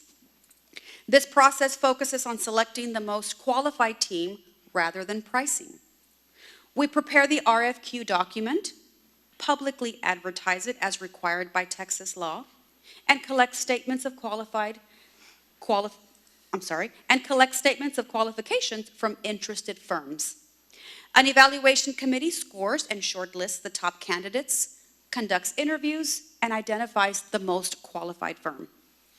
We then bring that recommendation to the board for approval so project planning can begin. Once we've selected the most qualified architects, engineers through our RFQ process, the next step is negotiating the scope and fees. At this stage, we sit down with the selected firm to clearly define what professional services they will provide, the level of effort required, and the deliverables that we expect. We also work through the estimated project schedule to ensure that it aligns with our bond priorities and our operational needs. After we finalize the scope, timeline, and professional service fees, we bring the full contract back to the board for approval before any work begins. Can I interrupt on that one? I've always wondered about this a little bit because it seems like it says, well, we've selected them and then we're going to negotiate. So if it's a done deal, that's kind of hard to negotiate. So is it still not necessarily the case that these people will be selected after you start the negotiations? Because it sounds like, it says firms, but I'm assuming it's already, you're talking about one architect, one. In other words, you're not. Okay, you tell me what you mean then when you say after selecting. So we're actually putting together teams of architects because we haven't even gotten down to how we're going to prioritize or what projects are going to whom. Okay. So we want teams of architects and teams of engineers, and I'll get into a better explanation of that in just a minute. But okay. Reality is, yes, sir, you select and you get the request for qualifications. You kind of refine that search. You have face-to-face interviews, and then you select them to be on your team. And in this case, we're not trying to go with one specific architectural firm. We're trying to broadcast it for one reason. We've got so much work. We need to diversify so that we can actually run a lot of these projects concurrently. Okay. $300 million is a lot of money that we need to go through in a 3-year process. And some of these projects take 3 years to complete. So reality, we've got a lot of work that we can spread around, and we want to make sure we're bringing the best teams and value to Bryan ISD. Well, I would fully agree that what professional service fees are is not the number one consideration. But my point was, if you say, okay, they look really good, but then you're it for this particular project or whatever, then you're going to negotiate fees. That seems a little backwards to me. It seems like that ought to be part of the selection process. It does seem a little backwards, but with Texas law tells us that we have to select them based on qualifications, reputation, experience, and then afterwards we can look at price. Now, if through the negotiations process, we decide, you know what, this may not work, we can always go to the next firm. Okay. So as Mr. Bobby I was think saying. that's what I'm looking for. Thank you. Yes, sir, yes, sir. We reserve the right to work through and bring what's best for the district. Once you basically go through all the negotiations that you can, get to an impasse where it's just not acceptable, then you break off negotiations with them. You don't shop for bids, but you're basically working through the process. So, again, we've had a lot of people wanting to know, have we started yet? I've had multiple people ask, when are we tearing down the field house? Trust me, it's there. With that said, obviously going through the RFQ process and getting our teams assembled, but that's just one step. As you can see, we've got to package the individual projects. We've got to decide, and that is based off of one, and remember I said a while ago we were talking about getting architectural firms and engineering firms. Because again, we haven't decided how we're going to go after, what methodology are we going to use for the actual bidding process, okay? So with that said, we've got to decide what the packages are and in what order we're going to try to get them delivered. And that is based off mainly where we are. We've got equipment that is already failing, and we've got some near failing. So that's going to need to be prioritized and brought to the front of the list. A lot of work with interdepartmental meetings and working through those details. But then also we have to consider what it's going to do to impact the different campuses. We have some projects that are standalone. They'll be on the outside of the building. We have some projects that we know we have to actually take down and build in its place. All of them, we have to be very conscious of what the impact to our students will be and how we're going to move forward. So that is how we got to, or we need to work through the actual prioritization and packaging. Again, I said something about how we're going to deliver. You've got CSP, competitive steel proposals. You have construction manager at risk.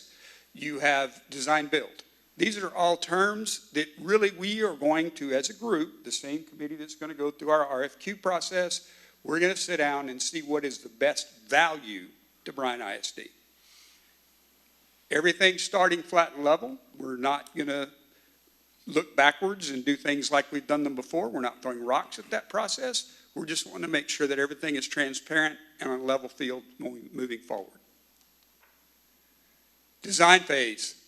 You know, we've got programming schematic. I don't need to go through the entire list, but there is a lot of tedious work that needs to go into effect. And the more we can get designed and ready so that when we do have the funds available, then we hopefully will be prepared to put out whatever process for a contractor to physically do the work. We know that can't happen until August, but we want to make sure everything's in place and try to do our best to make sure we are prepared to hit the ground running. Finally, select contractor for construction. Those are items that we will bring to you once we have the best value. Again, when you go through requests for proposals and in the state, the law has changed. It's not always about who's bringing the lowest bid. We want to make sure who's got the best interest for our students and who's going to bring the best value and to make sure that we get the best sustainable building for our dollars. Okay? Again, we have made it crystal clear. We're going to involve everyone in our staff, our campus staff, our facility staff, maintenance, all of them will be involved, down to our operations staff. We want all parties involved. Campus staff, especially, who else to design a band hall than a band director and a fine arts director that's in that space. Same with athletic facilities and so on. But all of these are going to take time and manpower. We get to construction phase. Once y'all have agreed and allowed us to select our contractors, we will start with mobilization. Just a normal construction is nothing new. It's always been basically the same process.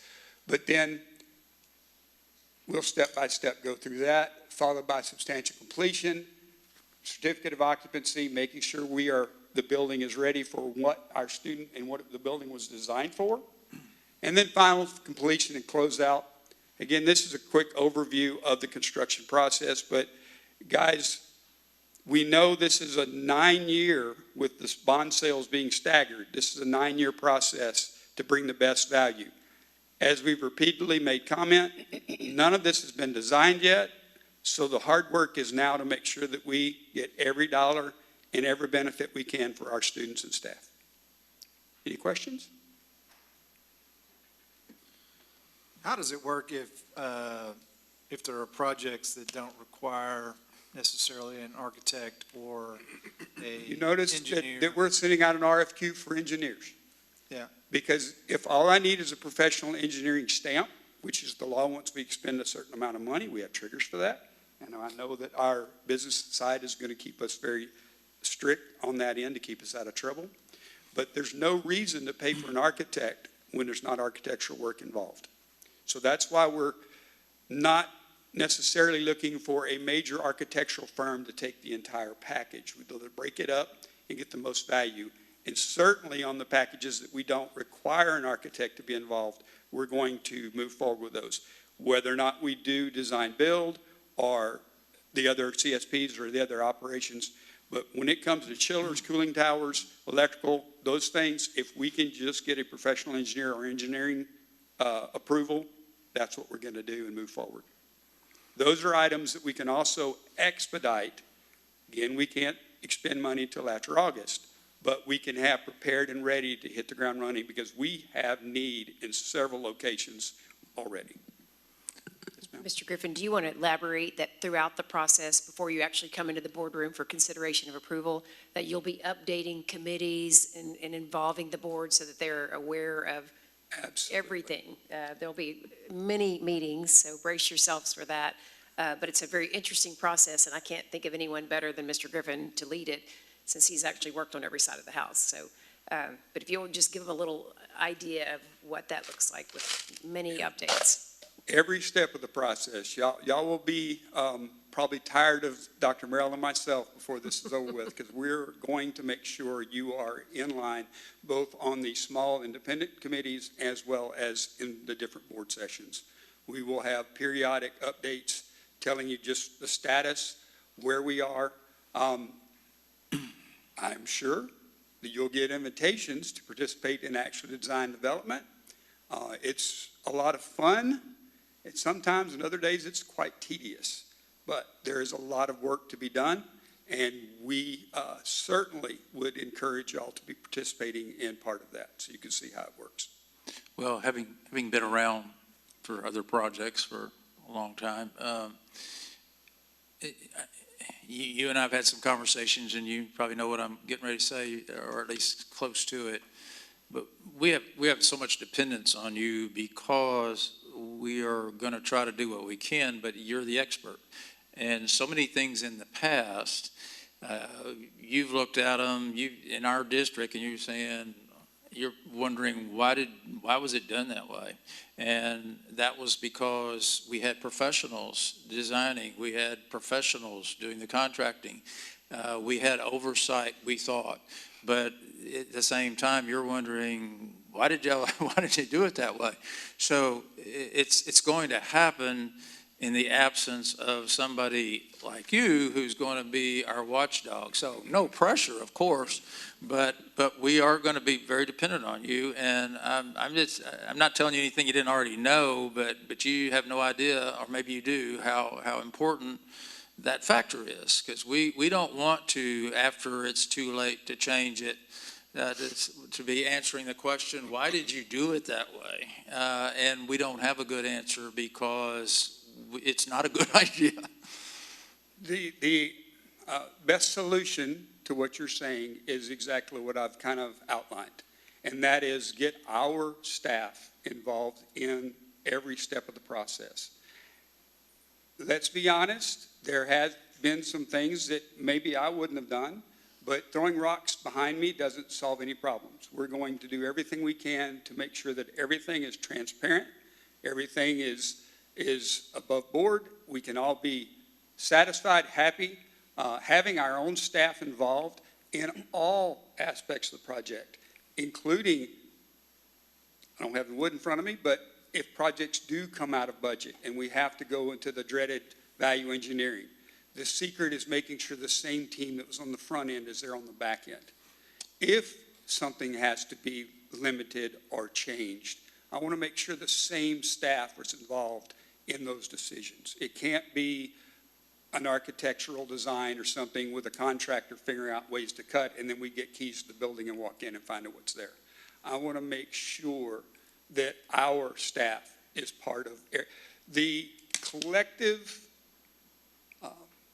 experience that you have in this district is phenomenal. You have folks that have 30 years experience. We need to make sure we capture every moment. They know where the things are that have caused problems. They know what we can do to make things better. We need to be innovative. We need to make sure that we are preparing for the future. At the same time, we want to be sustainable.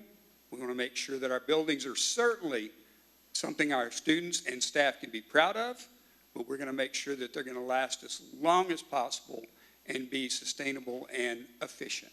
And what you're saying is something I absolutely agree with. I have this maybe somewhat undeserved reputation as being very frugal, but I don't mind being frugal. The point of the matter is that you can cut corners, and that's a really bad idea when you end up with a low quality product or something that, it's not going to last. So it goes both ways. We don't want to spend money for something that just turns out to be frivolous and really of no particular value, but it looks pretty, and maybe we want it only because it looks pretty. That's another decision we have to make. But we've had some experiences in the past where you call it value engineering.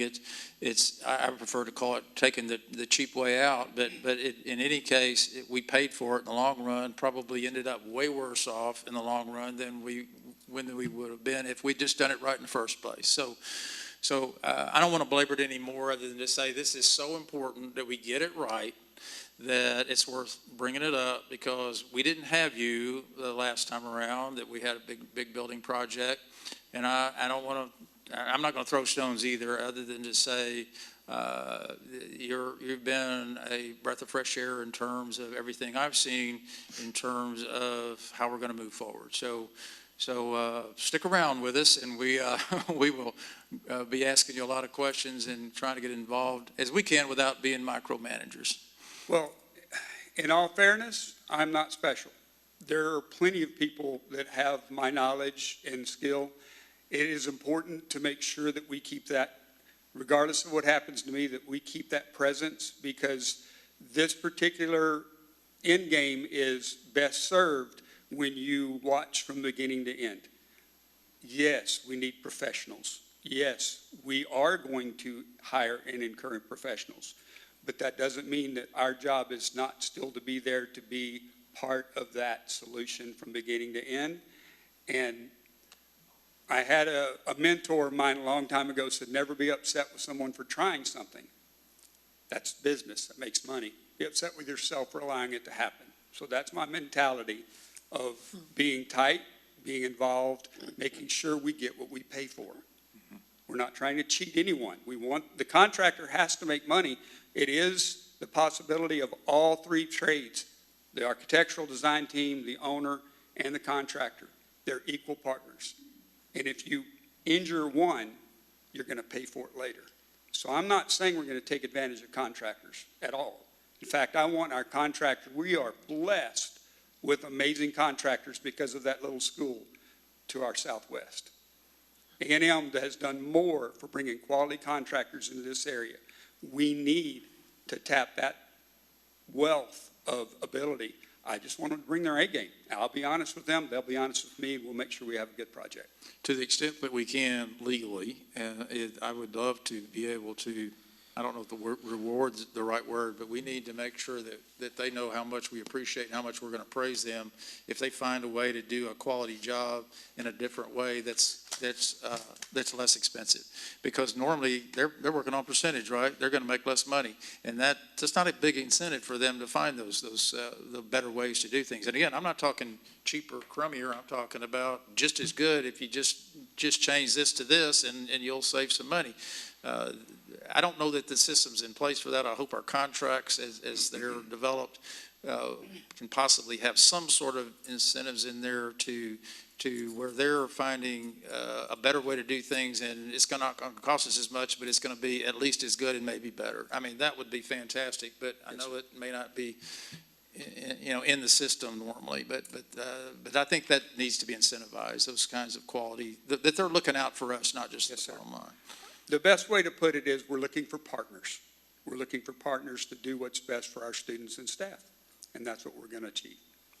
And while David, talked a lot about, squeezing and making sure we maximize the funds and how we apply those funds to these projects, I'm also inclined to produce something that our community is proud of. Absolutely. And that changes and creates opportunities and is dynamic and forward-thinking.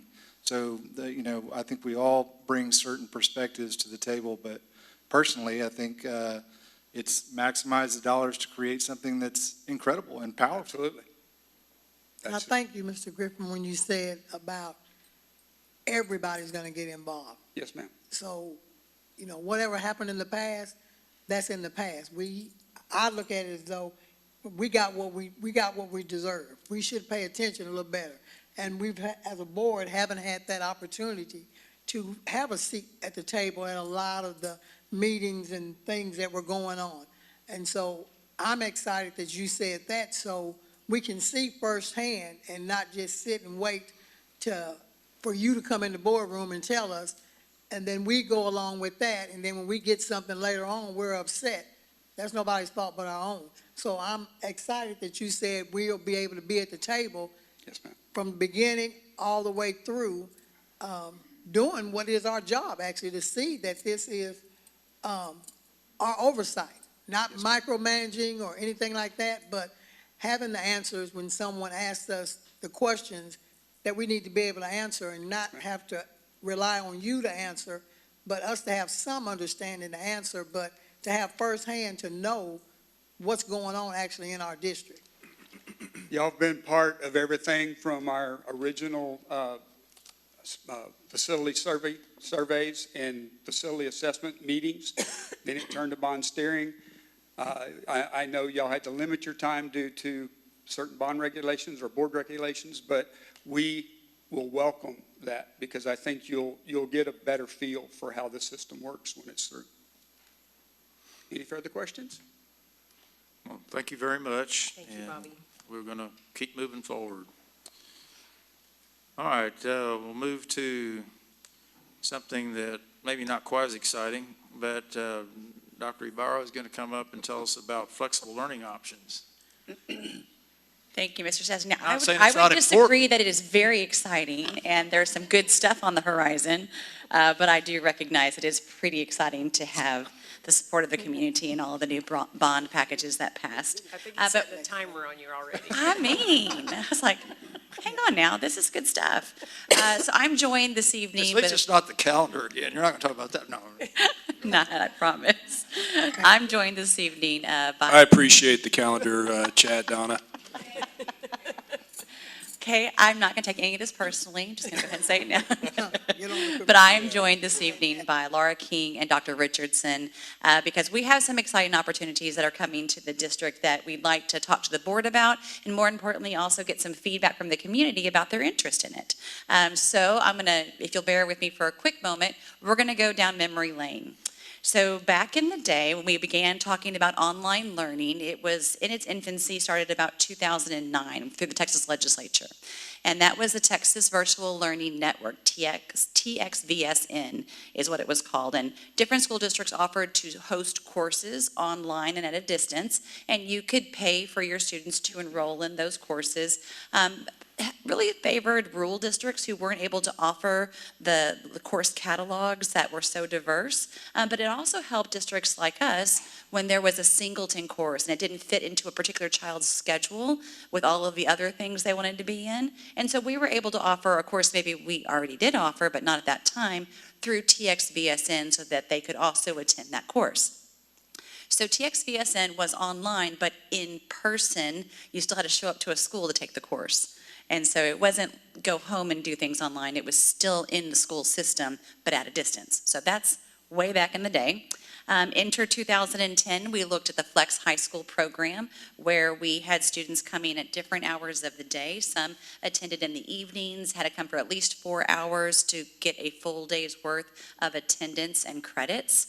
That kind of came and went over time and morphed into what we now know as MC Harris, where there are more flexible learning schedules that meet the needs of the students who are enrolled in at that school. Enter 2020. I know we were all fond of the COVID time period and all the fun we had during that time, where we had online learning, half in, half out learning, Schoology learning. We launched a learning management system at a distance in 2 weeks. That was a good time. So a lot of different things happened during that particular period. But all of that really culminated in 2021 when the legislature gave us some freedom, and we'll talk about that in just a moment. But we were able to operate online schools. But because of all the experiences during COVID, there were pretty strict parameters on who could enroll, when they could enroll, which teachers could teach, which teachers didn't have to teach, all of those things. And so we actually did an interest survey, and Ms. Richardson led the charge at that point. It was focusing more so on K-6 because that was the interest in the community at that time. But what we found is that there really wasn't enough when we did our surveys to warrant a full school with the way the legislature had us structure it. We had to have dedicated teachers that only did online learning. It's hard to find that many third graders that want to participate at a single time and a teacher who can do all of those things. So it really wasn't practical, and so many districts did not go down that road. We're in a different place now, and the last legislative session gave us a lot more freedom and opportunity to be able to offer online learning or hybrid learning in a way that is much more practical and doable and gives that flexibility. So when we talk about online school, things that we're looking for here, there are key components. We're looking for student and parent engagement and interest. If you're going to do any type of online anything, you must have the motivation to work independently, and you must have the parent partnership of oversight to make sure that you're on track and you can help answer questions when maybe a teacher isn't available during that time. We've come a long way technologically as a community and certainly as a nation, where now that technology is pervasive. In 2009, it was not pervasive. If everyone had internet, that just did not happen in 2009. It's much more common to have internet now. It's much more common to see that price point on a device come down where it's usable. That was not the case in 2009, but it is today. We're much more able to also offer the software packages necessary to facilitate online learning. What I mean by that is a learning management system. That's something we already have in place and is already thriving across the board. That's an easy win. Online pedagogy, whoo, fancy words. All I really mean by that is someone can teach online and they know what to do and they've got the tools to do it.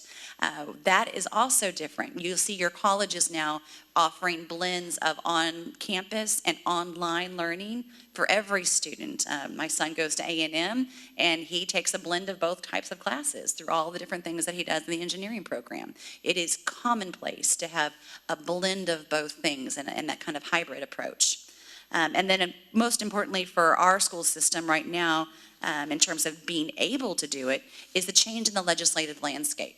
So very briefly, 2021, the 87th legislature put a lot of rules over online learning. Basically, they blessed it, but there were so many rules on it, it was really tough to launch an online school program. You had limits of not more than 10% of the district's enrollment. You could not ask a teacher to do simultaneous instruction and virtual instruction. They had to have dedicated time. They couldn't do both types of instruction. They had to be completely dedicated to one or the other. So much so that you couldn't start small and build up. You had to scale big from the beginning, which isn't necessarily the best practice when you're launching a new program. Enter the 2023 year in the 88th legislature, and we all know there were no legislative changes during that session because certain things did not pass. And so everything was pretty much just stuck in session. And now 2025. Now there is a much more unified structure for virtual and hybrid learning. It allows us to expand to it and requires us to expand to advanced placement courses, dual credit courses, making sure that our teachers have the training and the time to do it. They have to want to do it. We cannot compel, or what was the phrase? Coerce a teacher. I'm not sure what coercion looks like other than money, but you cannot do different for teachers in an online setting. And it must be integrated it can be integrated into our current school. But if you look there at the bottom, Senate Bill 569, there are a couple of phrases I want to point out. It does allow us to do full-time or hybrid without the requirement of establishing a separate campus. So that was another provision. We didn't want a tiny little campus that was all on their own with a principal overhead, all of the things, its own accountability rating. We wanted it blended into an option for kids who attend our schools. This program can be operated with existing campuses and may do so without additional authorization, meaning you can begin when you like. You don't have to go before TEA if you're not setting up a separate school. You can begin online classes and collecting ADA whenever you choose. So what we'd like to do now is talk about two different methodologies that we're exploring. Again, just continuing that conversation about what it can look like in Bryan ISD and how we might be able to meet the needs of our currently enrolled and those that reside perhaps in our zone that would give them more opportunities and flexibilities to be part of Bryan ISD while also honoring their family's choice to do some things differently. So with that, I'm going to turn it over to Ms. King to talk about the hybrid approach. Pardon me. Go ahead. Hello. So one option that we are exploring is a hybrid online academy focused on college and career readiness. This concept was born from years of phone calls and private conversations that I've had with families that were in private schools, homeschools, that were just asking, can we come enroll in CTE courses only? So we wanted to kind of expand on that and look at a hybrid structure that would allow students to complete some of their courses online, including AP and dual credit courses, while allowing some courses like CTE, fine arts, athletics to be taken in person. The focus here is flexibility and increased opportunity for all students. While we're exploring this, we also found some possible additional funding through the LASSO grant from TEA. Do y'all have any questions about this first one? The second opportunity that we're looking at is the optional flexible school day program. And this is what we used way back in 2010 to run Flex High School, but we're looking at doing it a little bit differently instead of hosting a separate high school that has an evening program, but looking at different ways where we can meet the needs of kids who are working and can't come at a certain time, or have young children at home that they are responsible for taking care of. And so meeting those kids where they are to try and get them their credits and then collect ADA at the same time. And so this opens up some different ways that we can calculate that ADA, and we are right now talking to some other districts who are doing it and finding out what are the processes that they use and how do they fit it into their accounting. Would we get ADA in some form or fashion on all of these? Yes, yes. How does that third bullet there under the hybrid online academy, access to fine arts and UIL athletics, et cetera, how does that take shape if you aren't really tied to a campus necessarily, but? So it actually would be tied to a campus. We would pick one of our current schools and it would be kind of nested under that school number. And so we are getting some clarification from UIL on are we reading the language correctly to ensure that not only are we right that they can participate, but what school would their participation be attached to? Mm-hmm. How does their enrollment to what campus? How does that work? I guess I'm just curious in terms of where does their enrollment count? That's a great question. So that's one of the things we've been going back and forth on with all the legislation. And essentially, we get to select the course where we offer that, or the campus where we offer that program. It is a program that is nested within a high school or in a middle school or in whatever school, but that we get to select that and with the guidance of the Board of Trustees where those students are enrolled, because that is where that singleton program is offered. You think about AP Capstone is only offered at Rudder High School, IB only at Bryan High School. This could be offered only at a singular high school, and those numbers would be associated as well as those student assessment outcomes with that high school or middle school or intermediate school or what have you. I will say that the tendency of the committee thus far feels more certain in looking at more of a secondary option to begin because of the independent nature of learning at that age and the partnerships and being able to do some of those things, and then certainly from the interest of CTE. Laura, do you mind speaking just a little bit to the flexibility of your space? Yes, ma'am. So our efforts that we've made with MC Harris was actually a really great pilot to look at this. We've been able to continue students within the program of study that they started. So if an upperclassman were to show interest in changing over to the hybrid academy, we can still keep them in their CTE programs by using a space that we already have, and those students being enrolled in that secondary space, they can take advantage of all the CTE programs that we have to offer, and we can place them in. Some of them will be available online, while others will continue to be in person, getting those hands-on skills.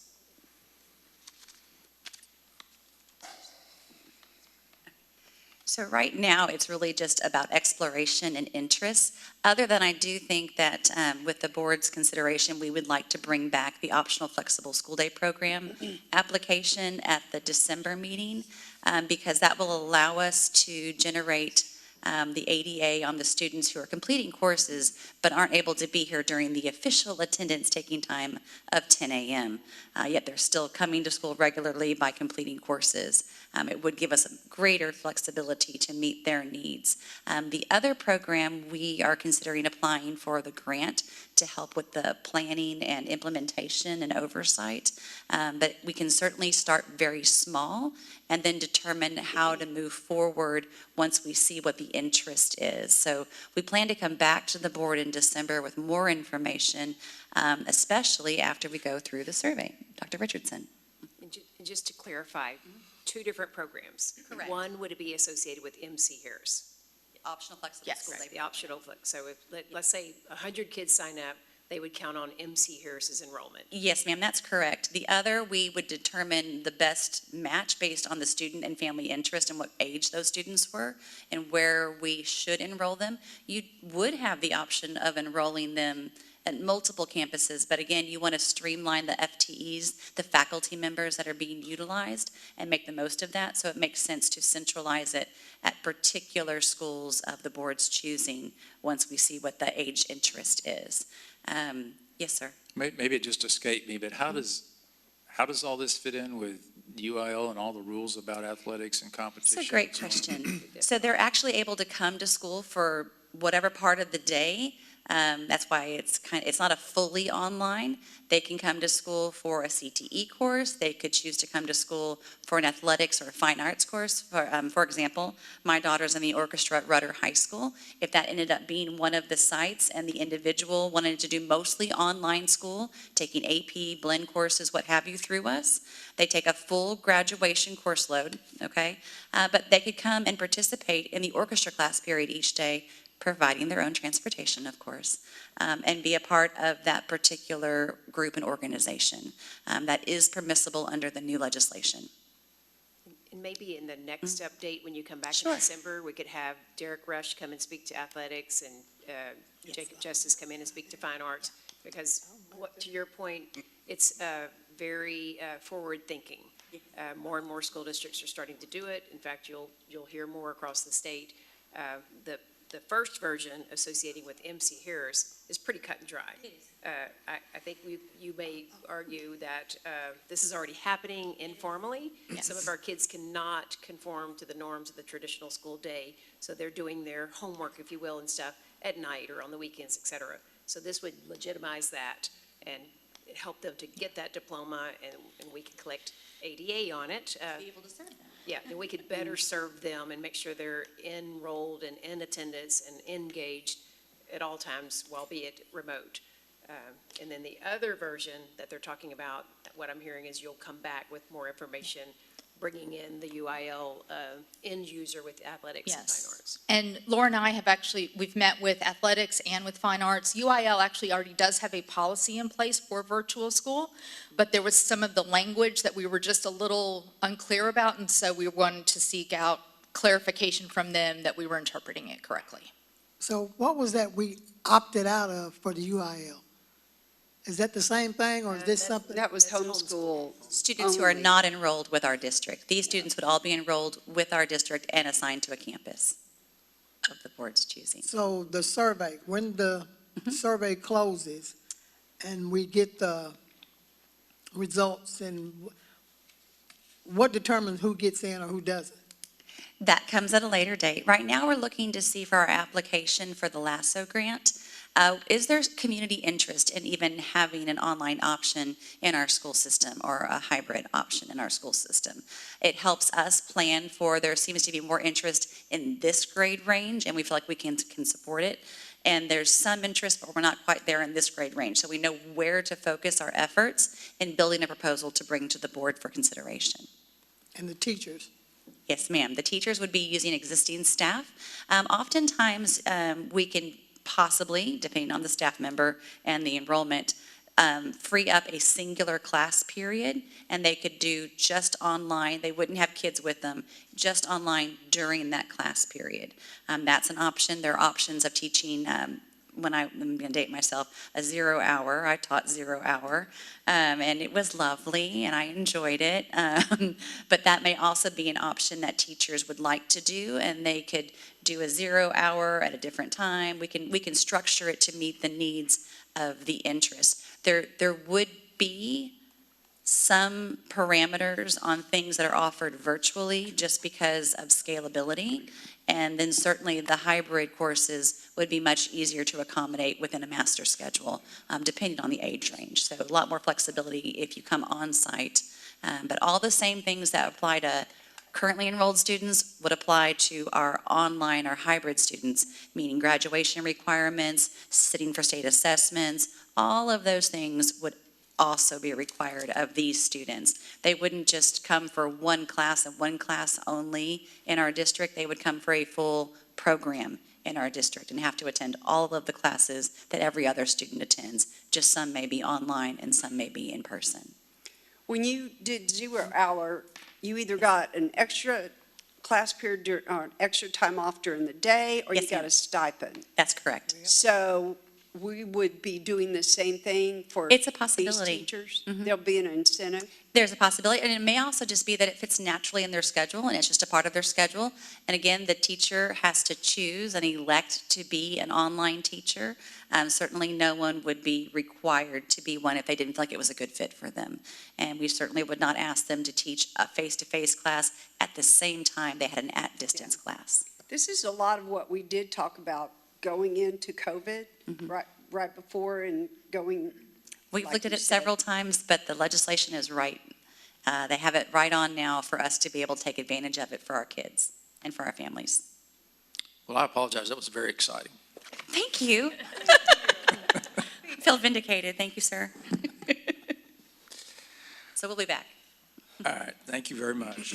Let's move to the consent agenda. I think we have 3 items. Remind the board that any item may be removed. If anybody would like to consider it separately, otherwise I'll entertain a motion to approve all of them. I move to accept all the items listed on the consent agenda. Second. Motion made by Ms. Benford, seconded by Mr. Bryan. All in favor say aye. Aye. All opposed, it's unanimous. All right, then we have individual action items. Consider approval of annual financial audit report for Bryan Independent School District for the year ending June 30th, 2025. Mr. Friddle. Good evening, Mr. President, board members, Superintendent Carabine. Each year, school districts in Texas are required by the state to undergo an annual financial audit, and that audit must be done by an external audit firm. Tonight, our auditors, Weaver, are here to present the results of the 2024-2025 fiscal year audit, which is an important part of our annual financial reporting process to the Texas Education Agency. At this time, please join me in welcoming our audit team. Weaver. Thank you. Thank you for having me. My name is Rebecca Darling. I am with Weaver, which is the district's external audit firm. As mentioned earlier, I did meet with the Finance Committee last week to go over my presentation, go over the audit results. So I'll do that with the board tonight. I will say I will go over very high level. I think most of you got I brought some nice copies of the 100-plus page AFR document, annual financial report. I will not go over that in depth. I will try to keep it as broad and exciting as I can. But I will go over the audit, a little bit of the audit process, audit results, some required communications, and then just briefly some financial highlights. And then certainly if you all have any questions, I'll be happy to try to answer those as well. Okay. So in terms of our, auditing standards, just so you all know, we perform the audit in accordance with generally accepted auditing standards and generally accepted government auditing standards. So because you are a government entity receiving federal and state dollars, you have that extra level of government auditing standards. We also issue what's called the single audit. That's the audit over your federal grants. That's actually the piece of the audit that's not quite finalized. That is simply because the federal government has been shut down, and so they did not get the guidance out to us timely. So that audit is done, but you will notice in the back, specifically for those pages that relate to the federal grants, it does say draft. It's really just a technicality at this point. We have finished the work.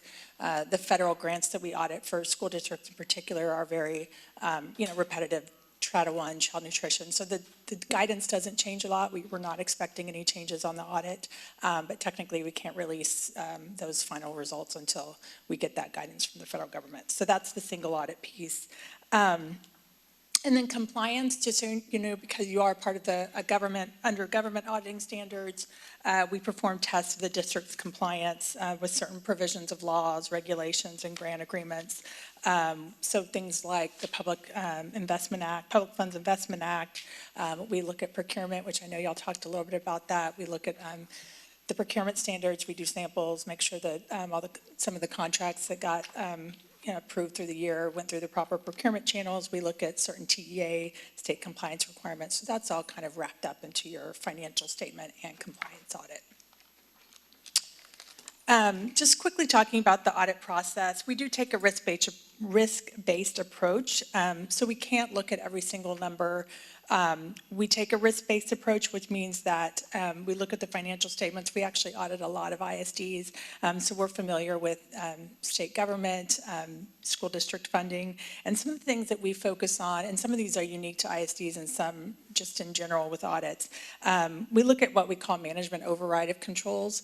That simply just means that even if you have great controls in place, segregation of duties, you're always going to have those individuals on the financial side that can go in and make changes to the numbers. So we always want to look at that. We look at who can post journal entries, change numbers. We want to make sure that those journal entries are properly authorized, approved, had proper segregation of duties. So that was part of our process. We look at the state foundation school program revenue and related estimates quite a bit, just because sometimes that number is near final and then final. So we want to make sure that those numbers that get into the final audited AFR are your final numbers, and the related estimates that go into that. So we look a little bit about, if it's average daily attendance, we want to verify that those numbers agree with what's in PEMS, with which was given to us. We do the recalculation, things like that. We also obviously look a lot at federal and state grant revenue because that's a big part of the revenues for the school district. With school districts, a lot of that comes from TEA, and so with TEA, we can simply go to their website and we can vouch a lot of what comes directly from them to the school districts. And then we also look at accounts payable and disbursements. So obviously there are a lot of ACHs, checks going out, wires. We look at, make sure that those are properly approved, that they've had the correct segregation of duties, and if there's a department approval or things like that, we want to look and make sure that all those are going through the proper channels. So we do test internal controls over financial reporting. Again, we look at purchases. We also look at payroll. So we'll take a sample of payroll disbursements throughout the year and make sure that that particular person got paid what they were authorized to get paid. So just things like that. So while we don't give an opinion on internal control, we do test internal controls. So if there were things that came to light where there were we considered control gaps or things like that, we would bring that to y'all's attention. So we didn't have anything like that. In terms of testing compliance with major program requirements, when we say major programs, those are the programs, the federal grant programs. So those are the ones that we audit. And you all obviously have a lot of federal programs, or federal grants. We don't audit all of those grants for compliance every year. Those cycle in. And so I have a slide a little bit further up. I'll tell you which ones we audited this year, but that's part of it as well. So again, the audit plan is designed to provide reasonable assurance, but not absolute assurance. So we can't, again, we don't look at every single transaction. I think we would drive Stephanie and her staff crazy if we did that, but we do look at quite a bit. So audit results, if you take nothing else from this presentation, this is a good one to take away. I think it was mentioned before, the auditor's report issued is an unmodified opinion. That is the cleanest opinion you can get as a district. So congratulations, that opinion is in the front of the financial statements. In terms of internal control over financial reporting, I talked about that. We do test internal controls. We did not have any material weaknesses or significant deficiencies, and no material noncompliance found. The reason it does say draft up there is because all of that's part of the statement of findings, which technically has some single audit or federal grant information on it, so we had to label it draft, but we don't think it's going to change. So. We did have one finding in the back of the report. We've talked to management about it. It is just in terms of your general fund, we did notice that there were several functional expenditure categories that were over the final budget, so expenditures over final budget. So that's listed there. They totaled approximately about $3.3 million. That doesn't represent the whole general fund deficit for the year, but that's just simply the functional expenditure categories that were expended over the budget for the year. And so there is management response in the AFR that you can look at, and then the cause there just notes several vacancies that were not budgeted for, as well as some anticipated cost-saving measures that weren't fully realized.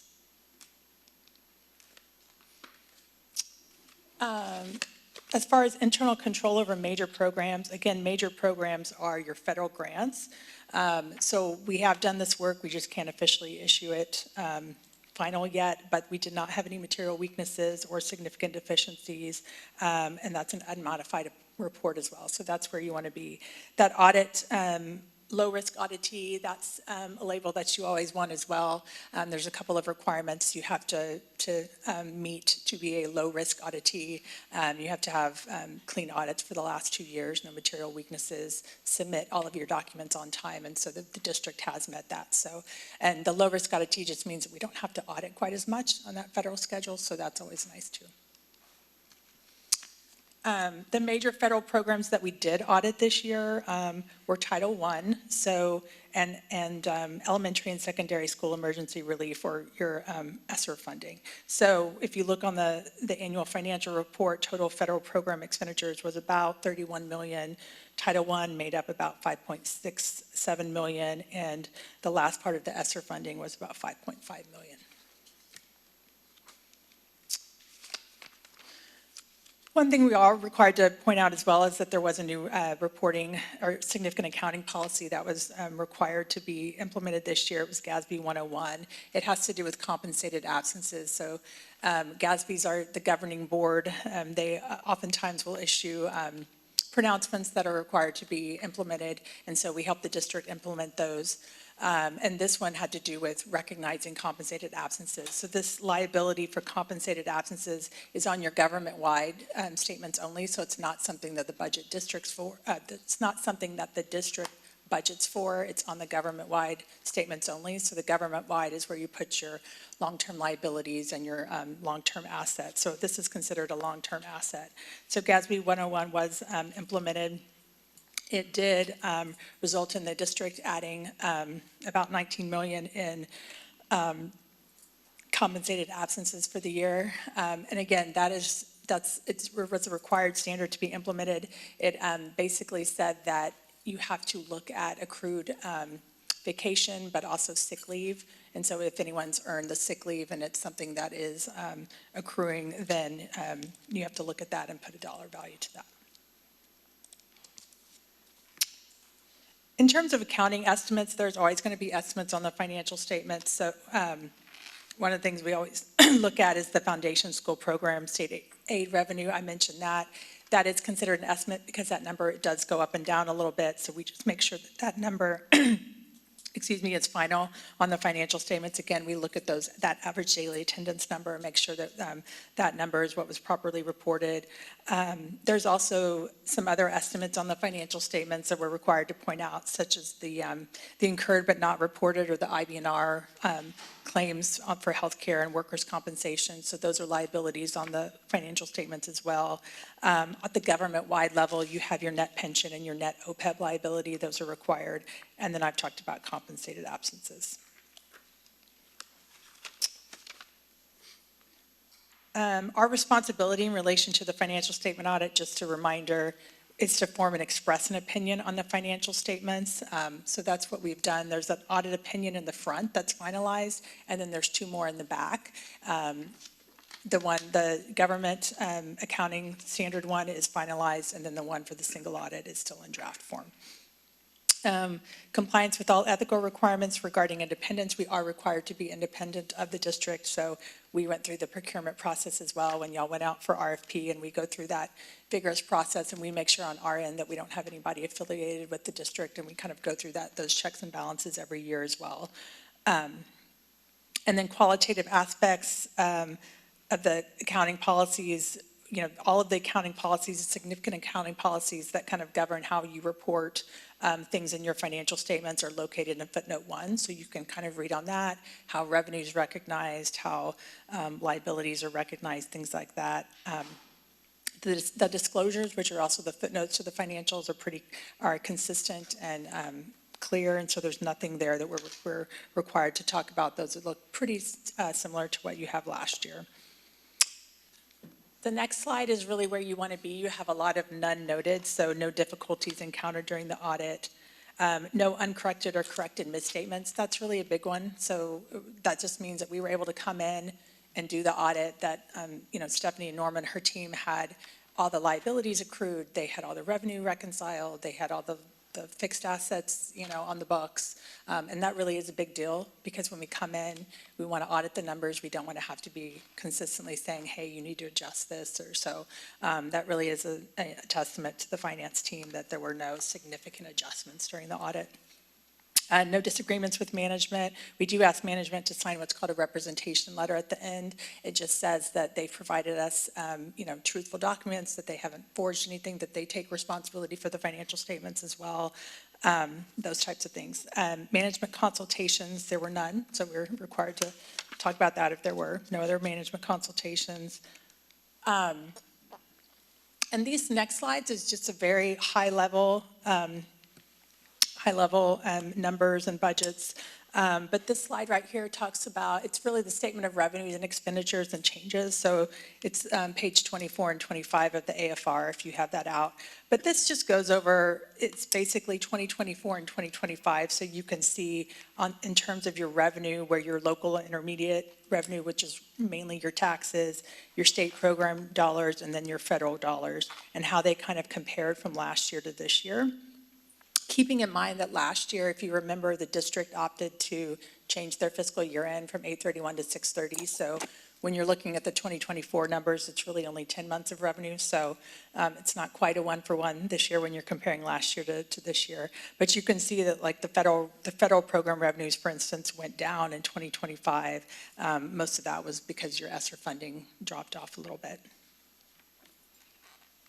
And this next slide kind of does the same type of comparison, but it's on the expenditure side. So you can see, and again, this is your general fund, your debt service fund, all of your funds. This is on the expenditure side. So you can see that the district spent the majority of their expenditures as instruction. So that's your teacher salaries. Those are your individuals that were actually in the classroom. And then you can see the other categories of expenditures compared to 2024 and 2025. School leadership, food services, general administration. So again, that's just a comparison of where the expenditures went. This next slide is really a budgetary highlight for the general fund. It's actually located in the back of the report on page about 68 or 69. But one of the requirements is to present the general fund, the original budget, the final budget, the actual. So you can see that the fund balance in total decreased about 12.3 million for the year, which was more than the original budget, which was around 6.2. And really, a lot of that had to do with increase in payroll expenditures and things like that. The general fund unassigned fund balance was approximately 35.2 million, which is around 2.2 months of operating expenditures. So that's always a good benchmark to look at, as well as how many months of expenditures do you have in that unassigned fund balance that can really be used for those purposes.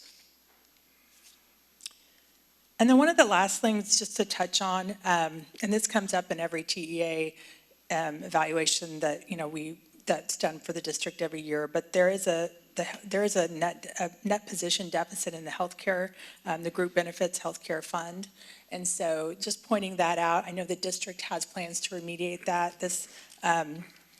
The group benefits healthcare fund is actually in the report. It's in the back on page 93.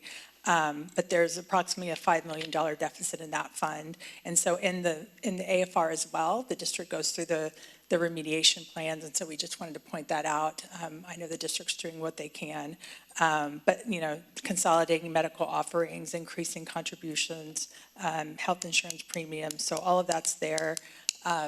Just something to keep on everybody's mind. And then last but not least, just pointing out, we talked about there's GASB's and new reporting pronouncements that come out every year. Luckily for FY 2026, there's nothing really big out there, so no new big pronouncements that would have to be implemented next year. There's two listed on here that we don't expect there to be significant impact to the district. And that's all my required presentation. I do want to really thank management for all of their time. It's a process to get the audit done. We come in the summer before the numbers are finalized, and then we come back September, October, and we do a lot of work on site and off site, and then we get help putting the AFR together. So it is a lengthy process, and it's a lot of work on the finance side on top of their day-to-day job. So really always appreciate the staff here. We always get a warm welcome and good people to work with. So really appreciate that. Is there any questions on the audit process itself or anything I can help answer? Thank you very much. Okay, thank you. Thank you. This is an action item. Does anybody want to ask any more questions or make comments, or we can go ahead and move forward with the motion? I move approval of the annual audit and financial report for the year ending June 30th, 2025 as presented. Second. Motion made by Ms. Walter, seconded by Ms. Benford. All in favor say aye. Aye. All opposed? It's unanimous. Thank you very much. Norma, you're up again. Consider resolution to reimburse expenditures for 3 school buses with proceeds of future debt. Good evening, Mr. President, board members, Superintendent Carabine. One of the tools that school districts are allowed to use after a bond passes is a reimbursement resolution. This allows the district to purchase necessary items upfront using its own funds and then reimbursing itself later once the bond funds become available.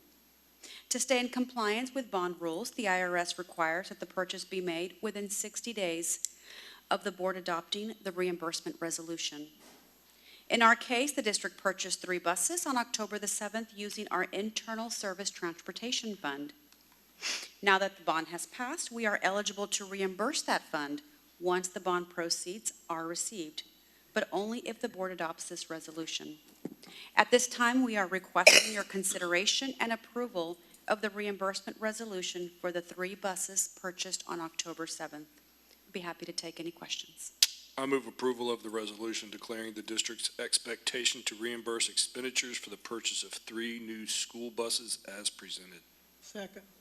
Motion made, made by Mr. Stennis, seconded by Ms. Benford. Any questions or discussion?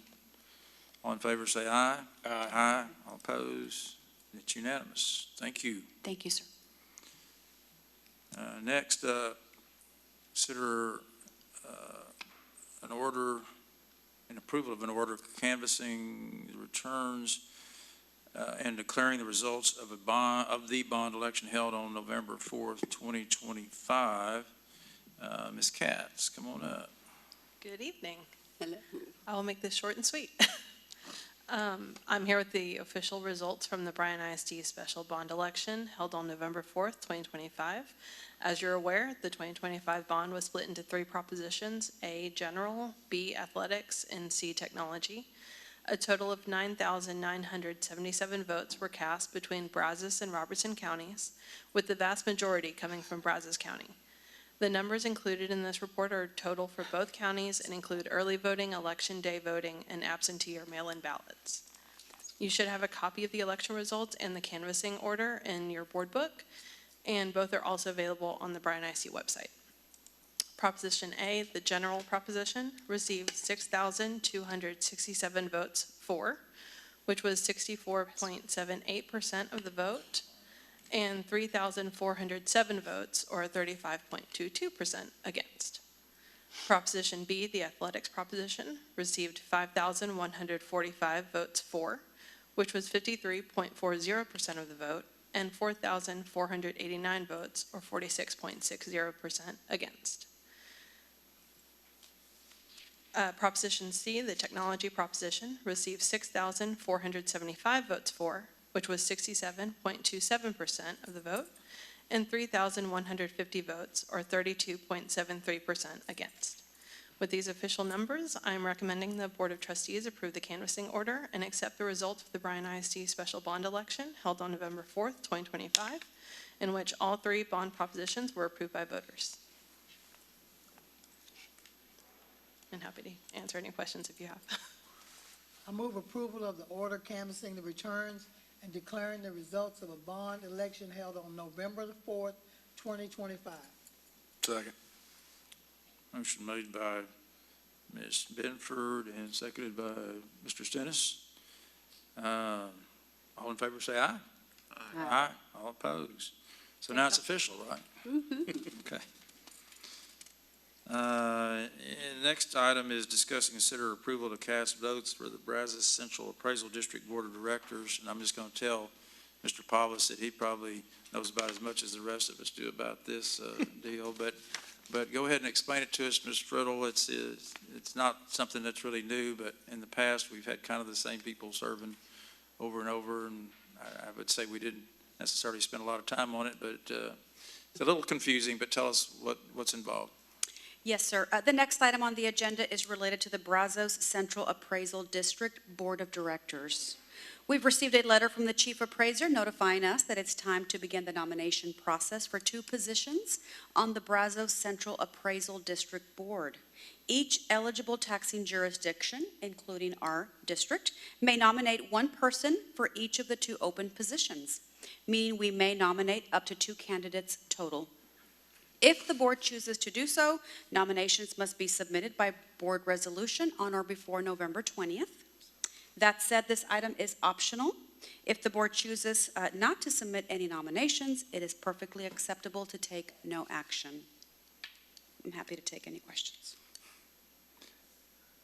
And there's somebody that we have nominated in the past that's currently serving, or what's the current status? Yes, sir. Kyle DeWitt. Kyle DeWitt is who we nominated, and he is currently on the board, and he still has 2 more years left on his term. So if you wish to nominate someone, you may nominate them. If not, that's So we don't need to okay, too. nominate him.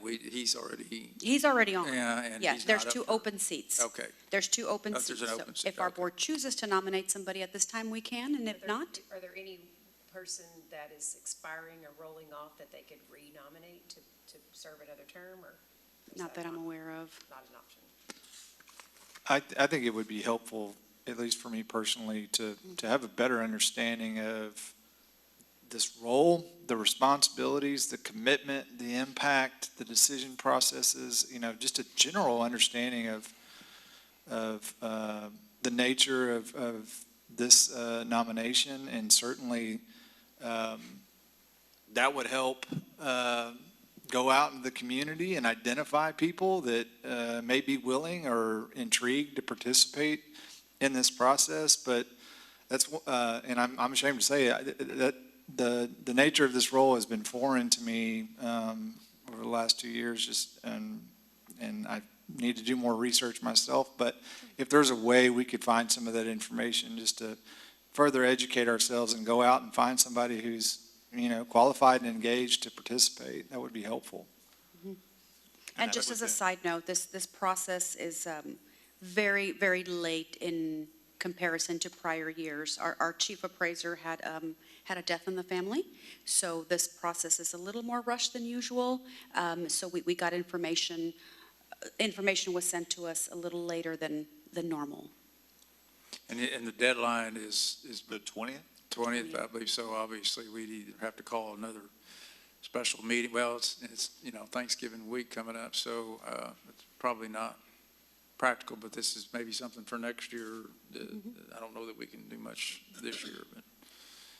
Maybe between now and then, have someone from that entity come in and provide an information item just to explain the process and the role, further define the roles. Yes, ma'am.